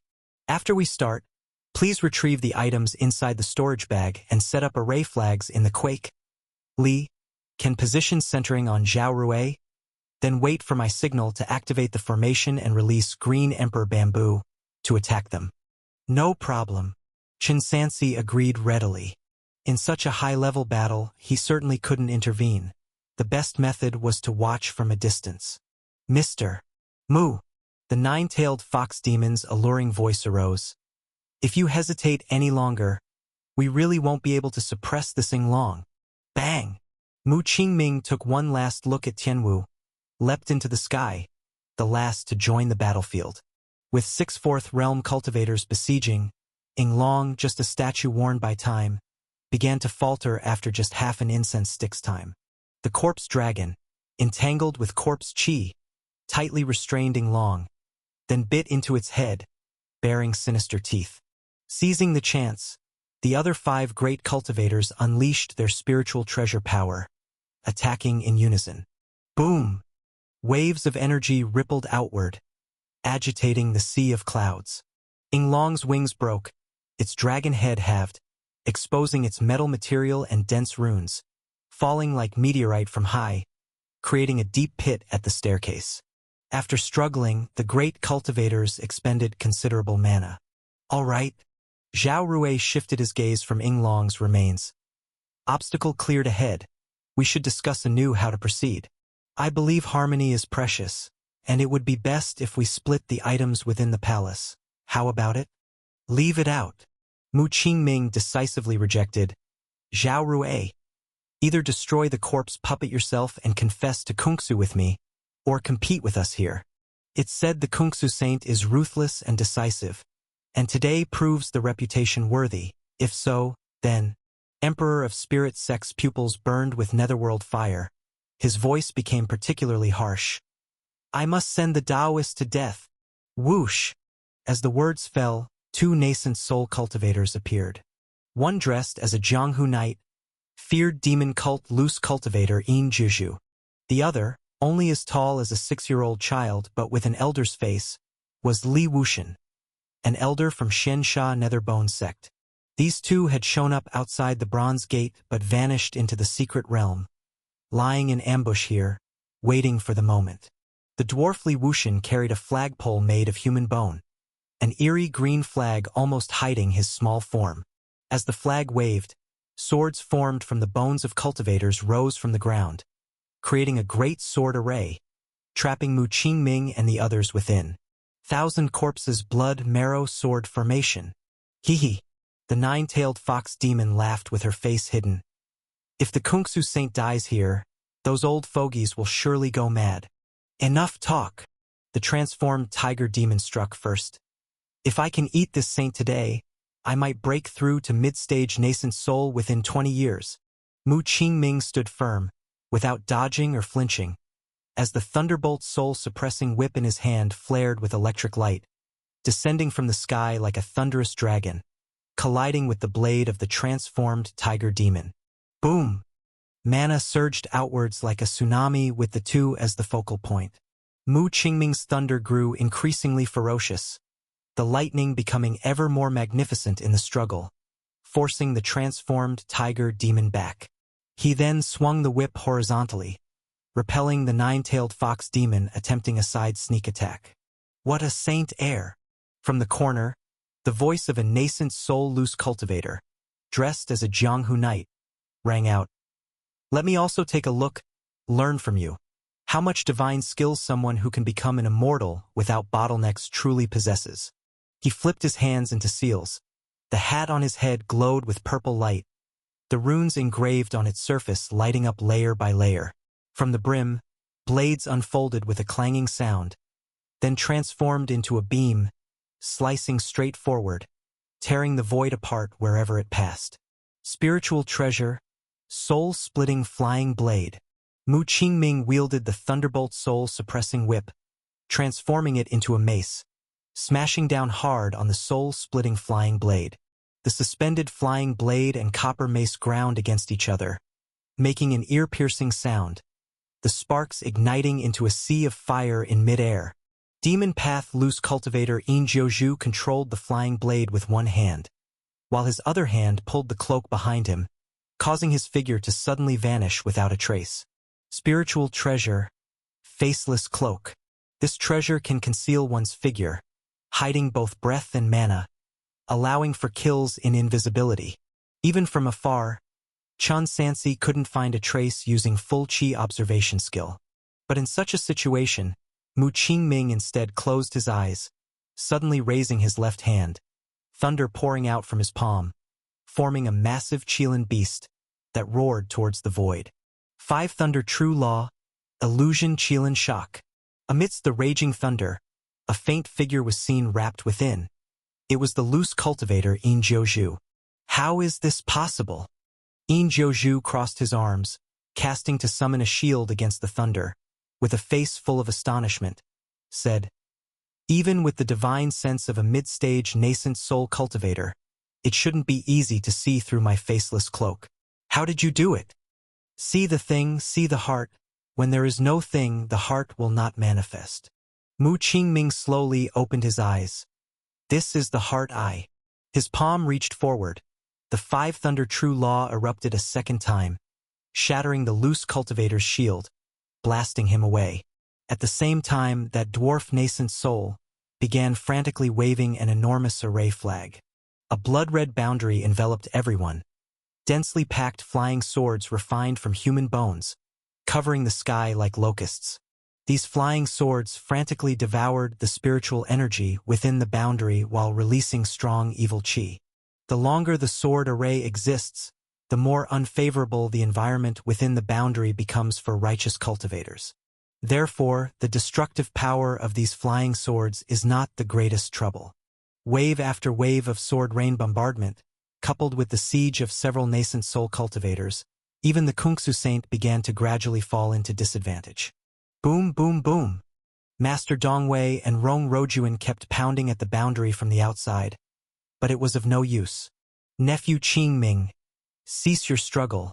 My 1,000 corpses blood marrow sword formation is not something you can break at will, the dwarf nascent soul uttered in a raspy voice. Today, you might only face being exhausted to death. However, with your qualifications, even in the demon realm, you could still be the demon realm saint, perhaps achieving ascension earlier than under Kungsu sect. Why hang yourself on a single tree wasting your talents? Senior Li, where does your confidence come from thinking you can kill me? Mu Qingming deftly parried the attack from all directions.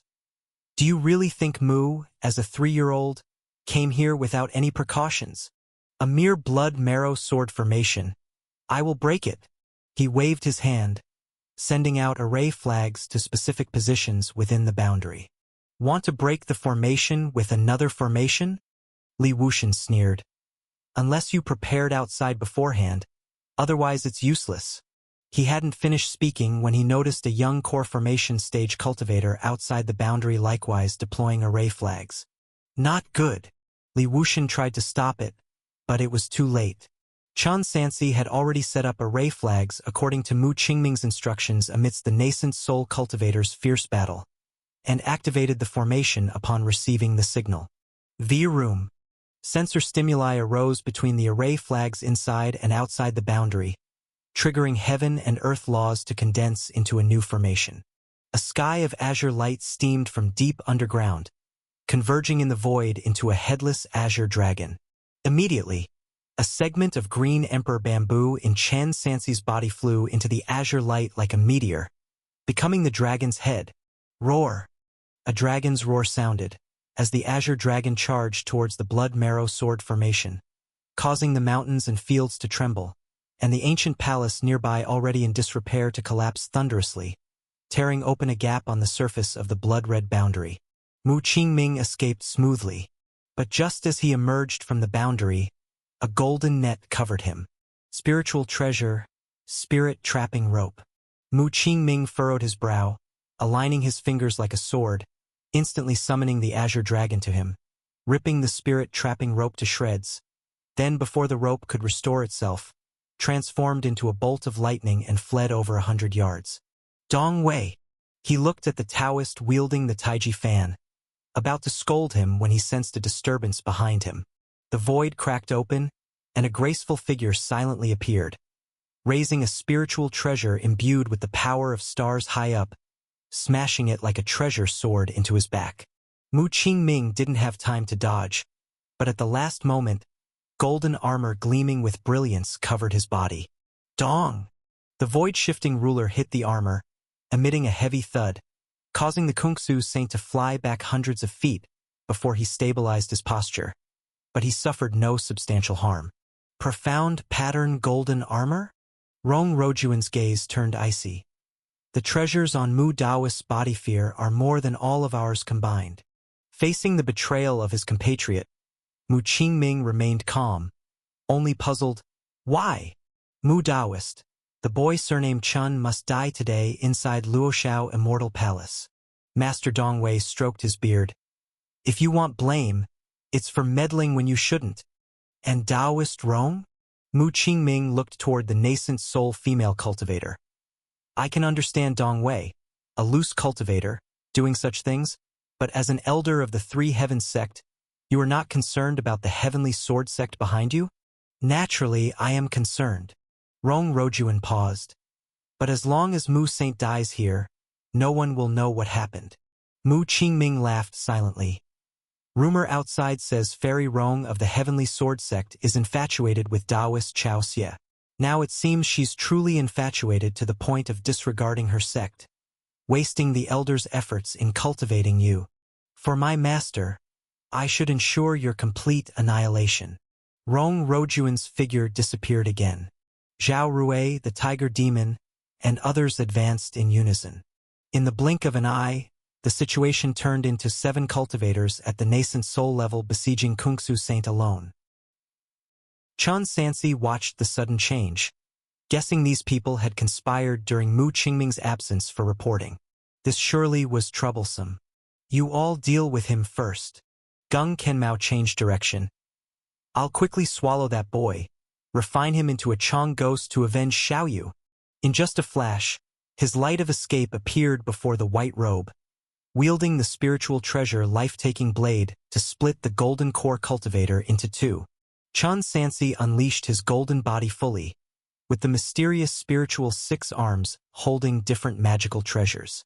But before he could defend himself, Kungsu Saint Mu Qingming exerted all efforts to rush and shield him, blocking the tiger demon's full-force strike. Mu! Gung Kenmao snarled.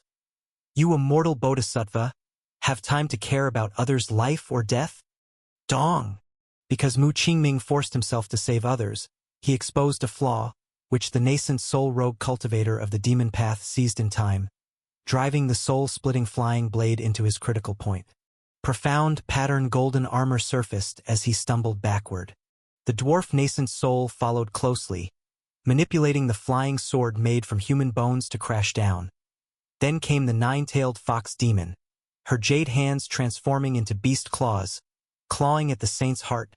Dong, dong, dong. Even with the armor protection, enduring so many heavy strikes, Mu Qingming was still injured, crashing onto the green jade steps, blood trickling from his lips. He formed a hand seal single-handedly, casting a defensive spell in front to fend off the siege, then transmitted his voice. Taoist Tianwu, You should leave first.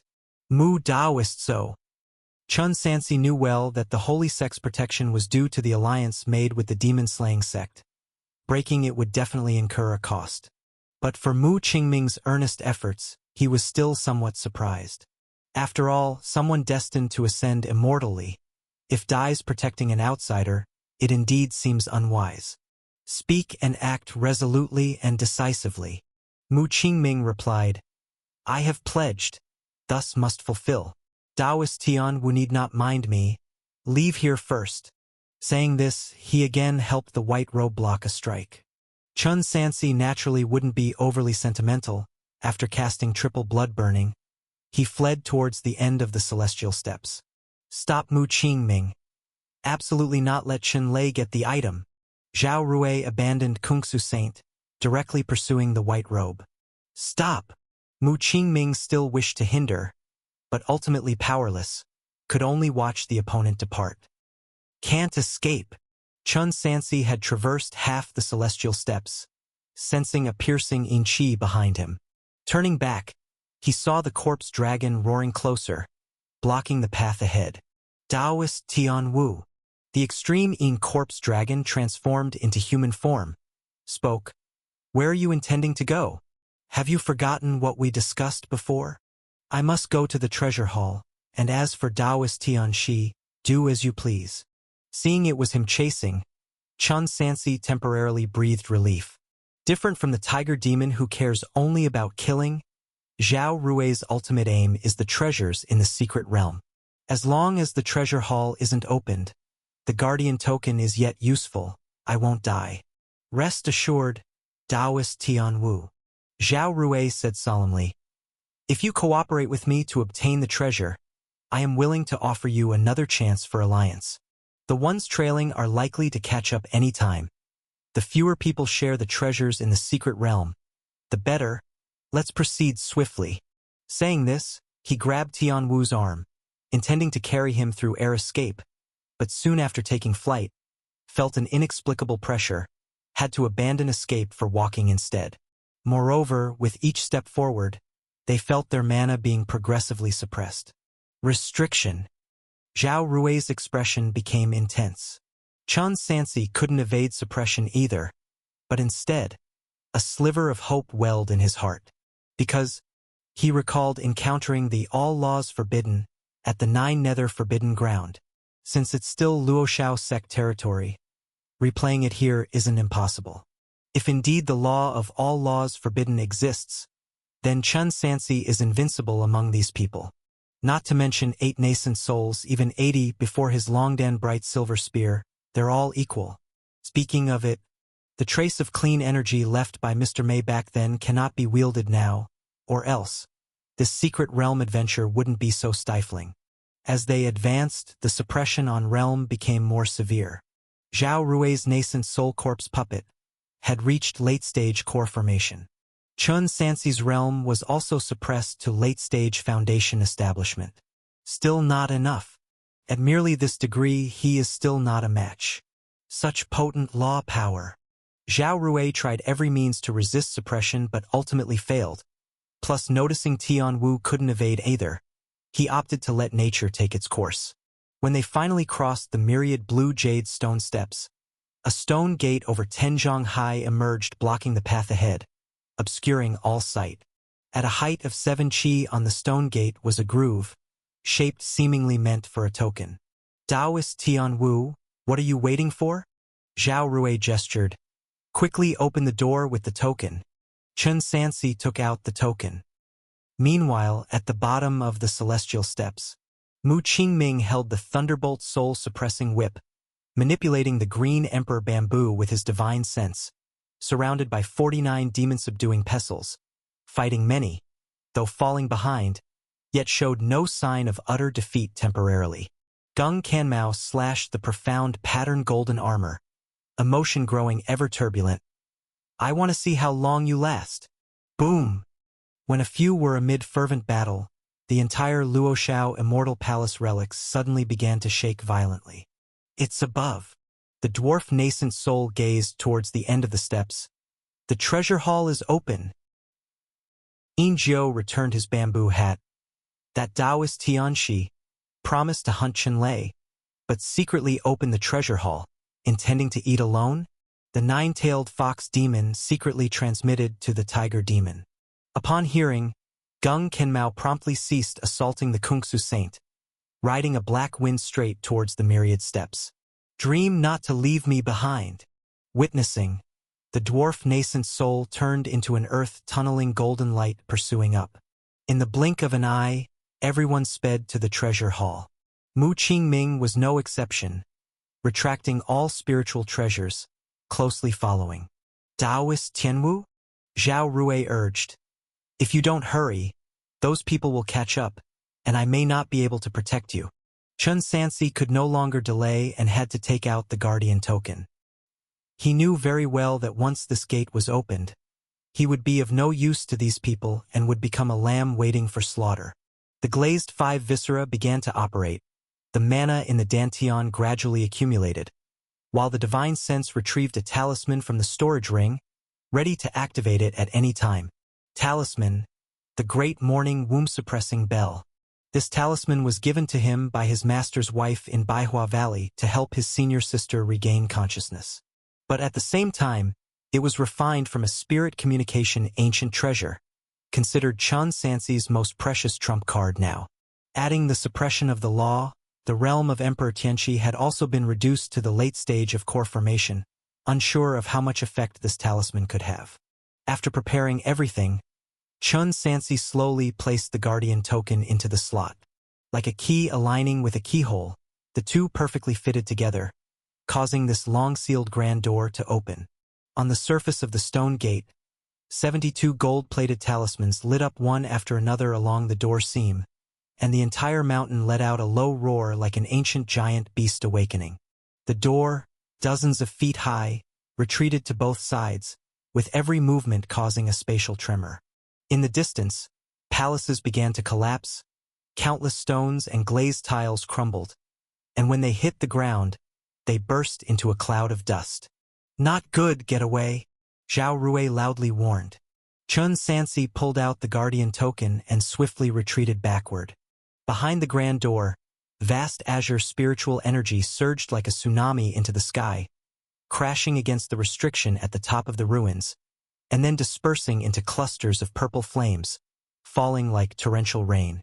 Whether vegetation, buildings, or leftover magical artifacts and weapons, upon contact with the purple flames, they instantly melted into a pile of ashes.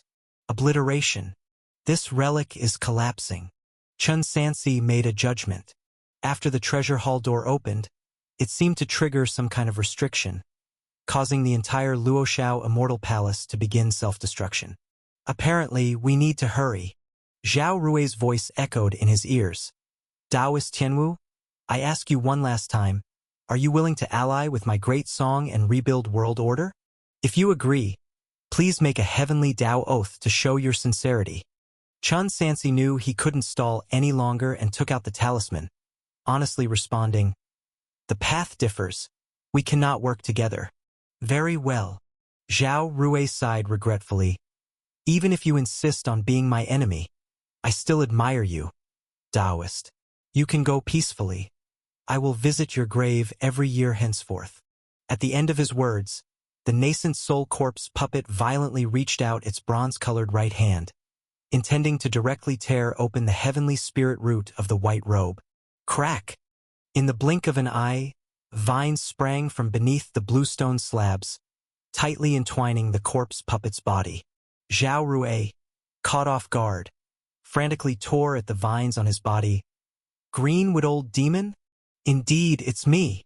A greenwood flood dragon abruptly appeared, transforming into an old man with white hair and a tall figure. Waving his sleeve, he formed 1,000 twisting green vines into a flat boat, then spoke to Tianwu. Boy, why aren't you coming with me quickly? Chun Sansi stepped onto the vine boat, seizing the moment when the corpse puppet had not yet broken free, and alongside the greenwood old demon, rushed into the space beyond the giant door. They skimmed along the ground for 2 miles, after which the law suppression inside the Immortal Palace intensified once more. Their cultivation levels plummeted steadily. Chun Sansi regressed to the late stage of chi refining, while the greenwood old demon transformed back, becoming equivalent to the human race's foundation establishment in the demon mansion realm. "You really dare to follow me?" the greenwood old demon asked. "Aren't you afraid I'll kill you?" Chun Sansi replied, "If Senior Qingmu intended to act, why wait until now?" "Haha, you are indeed clever," the greenwood old demon said. "I won't waste words with you. As long as you help me fetch something later, I will protect you in this secret realm today." Chun Sansi knew the other party was from the demon clan. Aiding demons would be absolutely unacceptable, but there was no way out now. As he worried about being forced to swear, the nascent soul corpse puppet caught up to them. It wasn't just the corpse puppet. Dong Wei, Rong Rojuan, and even Mu Qingming appeared in view, having crossed the white jade stone. All of them were pursuing the same target. Tianwu. Chun Sansi couldn't comprehend why he, a golden core, was being hunted by so many fourth realm cultivators. He dared not linger and continued heading towards the depths of the secret realm. Only then did Chun Sansi take the time to carefully observe the scene before him. They were in an open-air arena, with endless jade stone slabs beneath their feet. These slabs were all crafted from top-grade spirit stones. Unfortunately, due to their immense age, the spiritual energy within had been mostly consumed by the secret realm. Otherwise, prying up the flooring alone would be an immeasurable wealth. This demonstrated the glory of the Luoshao sect in its heyday. Yet now, there was nothing left but countless cracks and innumerable corpses. It could only be described as devastated. Like the 9 hell-forbidden land, it had also experienced an extremely brutal battle before its fall. The law suppression is even stronger. Chun Sansi's realm dropped to the chi refining middle stage. The rest of the nascent souls fell to the mid-stage foundation establishment, the distance between them rapidly closing. "Brat, prepare to die." The dwarf nascent soul rushed with a speed as fast as lightning, being the first to catch up, summoning a bone sword longer than its own body, directly thrusting towards the white robe's vital point. The blood vessels in the arms of greenwood old demon transformed into dense vines, weaving into a shield in front of him to block the sword, but he couldn't immediately free himself. Zhao Rui seized the opportunity to descend from the sky, aiming to pluck off Tianwu's head with the bronze dragon claw. Roar! A tiger's roar echoed, as Gung Kenmao intervened with a broadsword. "Mr. Gung." Zhao Rui's zombie face couldn't express emotions, but his voice was filled with confusion. "Didn't you want to kill this person? Why are you now saving him? You think I want to?" Gung Kenmao reluctantly glanced at the distant 9-tailed fox demon, who shot a warning glare at him. "Fool! Don't ruin the big plan." Gung Kenmao had to suppress his anger and continue protecting Tianwu. The 9-tailed fox demon, meanwhile, engaged Mu Qingming in a continuous duel. Their realms were greatly diminished under the suppression of the law, and the destructive power of their spells was far inferior to before. They even had to be cautious of the collapsing pillars from the secret realm. Amidst the chaos, Chun Sansi dashed madly forward, pursued relentlessly by Yin Juju and Master Dong Wei. Chi refining 3rd layer, 2nd layer, lower it more, faster. His realm dropped increasingly, and his speed visibly slowed. "Where are you running?" Yin Juju performed a gesture, tossing the conical hat from his head like a dart, blades extending from it, distorting the space with evil chi. Under the suppression of the law, the spiritual treasure could only exert minimal power. Yet even so, his realm still suppressed Tianwu. Clang! Chun Sansi raised the long-den bright silver spear to block. The terrifying evil chi eroded and caused intense pain throughout his meridians, and his arm shook like a sieve. "Go!" Master Dong Wei attacked from the flank, swinging the Chenyuan Taiji fan heavily, stirring a gang wind, striking heavily on the white robe. In the moment when the gang wind swept in, Chun Sansi felt as if thousands of blades were cutting into his body. The Taoist robe of Qingshu sect exploded inch by inch, blood gushed out, dyeing the originally white robe crimson. He could no longer hold on. His body like a withered leaf was swept into the gang wind, drifting back dozens of yards before crashing straight onto the hard stone slabs, unable to stand up for a long time. Juju advanced swiftly, raising the soul-splitting flying blade high, ready to kill him. Clang! At the critical moment, only a flash of sword light was seen. A crisp sound of metal collision echoed in his ears, and the soul-splitting flying blade in his hand couldn't descend another inch. Upon closer inspection, it turned out Chun Sansi had drawn another treasure sword to block. Stop struggling. Juju's face twisted, veins bulged on his arms, intending to crush his opponent with superior realm. But the opponent suddenly displayed astonishing power. The blocking sword seemed as immovable as a mountain. No, it wasn't that the opponent suddenly became stronger, but he became weaker. Juju tried casting again, only to find his mana gone. Somehow he had dropped from Foundation Establishment realm to become immortal once more. All laws forbidden. On the ground, Chun Sansi, also deprived of all mana, finally relaxed his tense nerves slightly. His guess was correct. This place was like the 9 Nether Forbidden Land, where all laws were also forbidden at the deepest point. 2 breaths ago, during their fight, they had entered the true core area. Clang! Chun Sansi suddenly surged with power, directly repelling the nascent soul of the loose cultivator.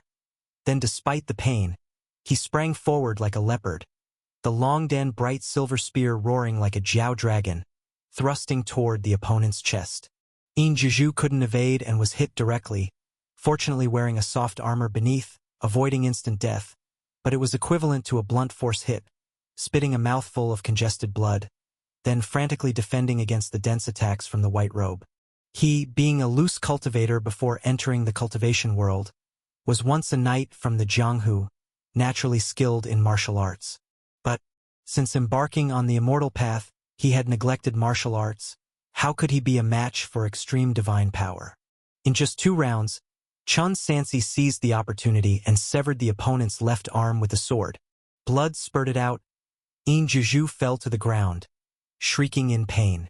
On the side, Master Dongwei madly waved the fan at Emperor Tianwu, but it only sent out 2 breezes. He was purely adept in magic cultivation. Apart from health preservation skills, he had no physical combat techniques at all. How could he be a match for this kid? Realizing this, Master Dongwei turned and fled, wanting to escape the range where all laws were forbidden. Previously, their mana and divine sense were severely weakened. Coupled with being engrossed in battle, they inadvertently entered the area where all laws were forbidden. Now upon examining, the ground actually had clear markers. A line of chi dragons spanned the arena, dividing it into 2. Once crossed over the chi dragon, no mana could be exerted whatsoever. Additionally, several similar money toad statues were scattered nearby. Unknowingly, they had entered a whole new checkpoint. After being stripped of all cultivation, Master Dongwei was just a frail old man. How could he outrun Chun Sansi, who was born as a hunter? Soon he was caught. He waved the Chenyuan Taiji fan chaotically, anger mingled with panic. Kid, did you forget I saved your life? How can you repay kindness with enmity? Whether you truly intended to save me, you know in your heart. Chun Sansi thrust his spear. The opponent couldn't defend at all, directly skewered through the throat, pinned to a stone pillar. He wielded the Dragon Abyss sword and cleaved off Master Dongwei's entire head. A moment later, blood surged out like a fountain from the severed neck. Chun Sansi withdrew the spear, letting the corpse fall to the ground, only to see a ray of spirit light flying out from the body's dantian, landing on the ground and transforming into a chubby baby. Nascent soul emergence. Chun Sansi had never seen a nascent soul before, had only heard that although a nascent soul was relatively fragile compared to the main body, it could perform instantaneous technique, its mana not weaker than the main body, considered a second life. Thus, upon seeing Dongwei's nascent soul, he instinctively wanted to retreat, but quickly realized this nascent soul was also under the suppression of all laws forbidden. Boo-hoo! Master Dongwei looked at his little chubby hands, confirming no mana, and cried aloud, wobbling as he continued to run outside.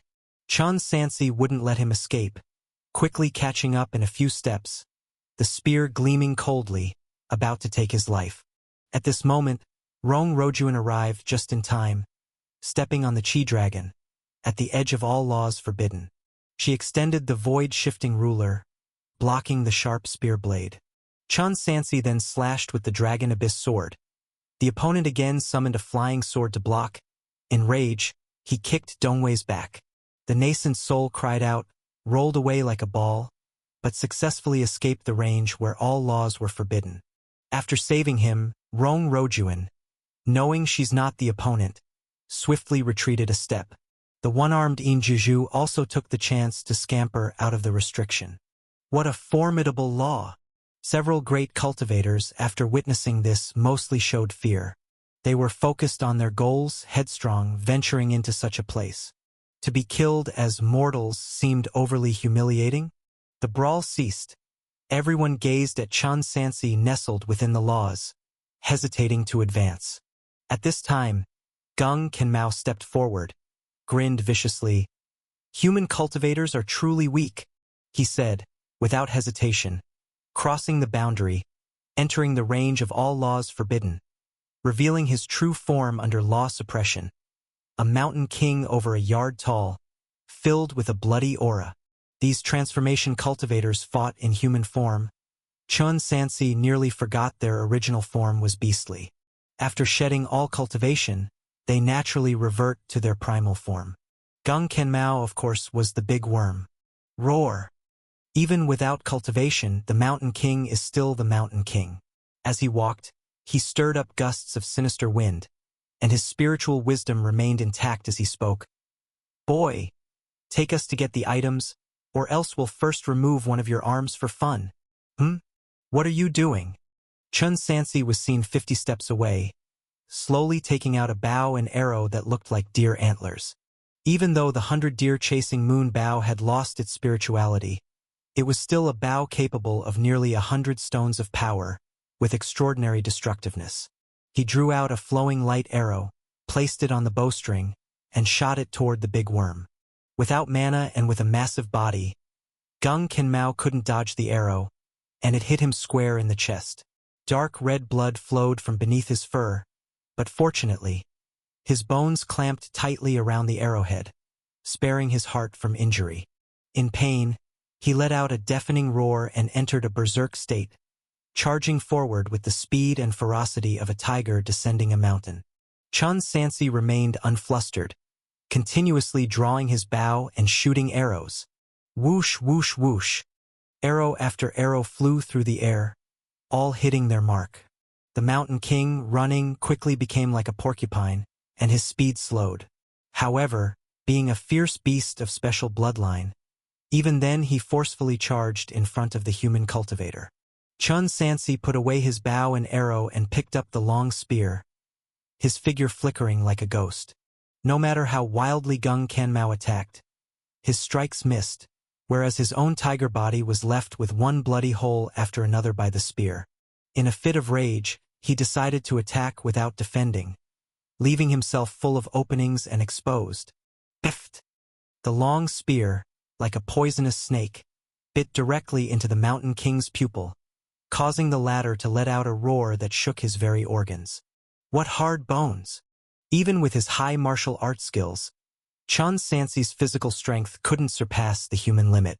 This thrust only disabled one of the Mountain King's eyes without hitting a vital spot. The opponent's hard bones almost prevented him from pulling out the spear until the last moment when he leaped back, dodging the massive tiger claw. This Mountain King's body was several times that of a usual big worm. Even without mana, any ordinary person would be injured or killed upon contact. He watched his opponent, covered in wounds, with no anxiety in his heart, continuing to maneuver around, intending to exhaust his opponent to death. "Fool!" Outside the restriction, the nine-tailed fox demon voiced a reminder. "Do you not want to live? Retreat! Yuchen brat, you'd better wait for me." Gung Kenmao, gradually sobered from the pain of his wounds, shook his body, shedding some arrows, and turned to try to flee. Isn't it too late to leave now? However, heavily injured, the Mountain King's movements became extremely sluggish, and soon the white-robed Chinsansi, stained with blood, caught up, continuously shooting arrows at his back while carving new wounds with the long spear. The burning blood left by the Mountain King almost formed a river on the bluestone slabs. He could no longer support such massive blood loss, his last remaining eye beginning to blur, and he paused to gasp in pain. Yet Tian Wu was coming again. Can't fight, can't flee. Having lived a lifetime of slaughter, both in the demon realm and the human world, Hunter Gung Kanmao was experiencing for the first time the sensation of being hunted by others. An unprecedented fear arose, finally transforming into a survival instinct as he madly bit at the rapidly approaching white figure below. Yet under extreme divine power, how could he even touch the hem of a garment? Chun Sansi finally found the opportunity, fiercely thrusting out, piercing the Mountain King's neck, making him howl mournfully at the sky. Like a swimming snake, he got beneath the big worm, drew out the dragon abyss sword, thrust it into the soft underbelly, then twisted the hilt to shred its innards, slicing through the body, tearing open a huge gash over a foot long. Thick blood and entrails mixed together fell with a splash. Gung Kanmao let out a final wail, and his massive body collapsed with a rumble. Hiss! The greenwood old demon covered his eyes, unwilling to witness this scene. That fool sought his own death. Chun Sansi exerted great effort to extricate himself from beneath the corpse, remaining wary without relaxing. After withdrawing the bright silver spear, he cautiously scanned his surroundings. Then a ghostly light emerged from the tiger's head, which, upon closer look, was a tiger demon's spiritual body the size of a palm. Essence. Like a nascent soul, this essence had no offensive power, merely a solitary ghost. The trouble was that no matter how Chun Sansi wielded his weapons or shot arrows, he couldn't harm the spiritual body, forced only to watch it escape the all laws forbidden. Collect! Just then, Dongwei's nascent soul suddenly cast a talisman, directly capturing the tiger demon's essence. Hee. This poor Taoist lost his physical body on this trip, but returning, I can use this wretch's essence to replenish myself. You rascal! The greenwood old demon was taken aback. You dare lay a hand on our demon clan? Enough chatter! Dongwei's nascent soul, undaunted, scolded with a childish voice. Though a loose cultivator, I am also one of the right path. Slaying demons and eliminating devils is only right. If you're discontent, you may fight. Hee. The greenwood old demon sneered. I won't sacrifice myself for him, and the Gung family will surely cause you trouble. This fool, his mind only knew killing. The nine-tailed fox demon sighed sorrowfully. Let him die, he's just a nuisance anyway. The other two transformed demons clearly didn't have a close relationship with the tiger demon and had no intention of risking their lives for revenge. Right now, their biggest problem was how to fight Tian Wu under the all laws forbidden to get what they wanted. Gentlemen, Chun Sansi, covered in blood, held his bow and arrow, and swept his gaze over everyone. Who else wants to have a go? Youngster Chun, do you really think with all laws forbidden, you can do as you please? The dwarfish nascent soul took out a storage bag from his bosom and said with a sinister smile, Before coming here, I made a trip to Wanxiang Mountain and captured many poisonous insects and fierce beasts, intending to bring them back for alchemy. I didn't expect they'd be of use here. As he spoke, he opened the storage bag, from which streams of flowing light poured out and transformed into a myriad of fierce beasts upon touching the ground. Shadow leopard, blood-pupil gray wolf, earth-splitting rhinoceros, bone-eroding eagle, densely packed, numbering at least 100. They were either of the profound body realm or the beast core realm, and now their cultivation was reduced under the law's suppression. Yet even so, it did not change the fact that these beasts were ferocious.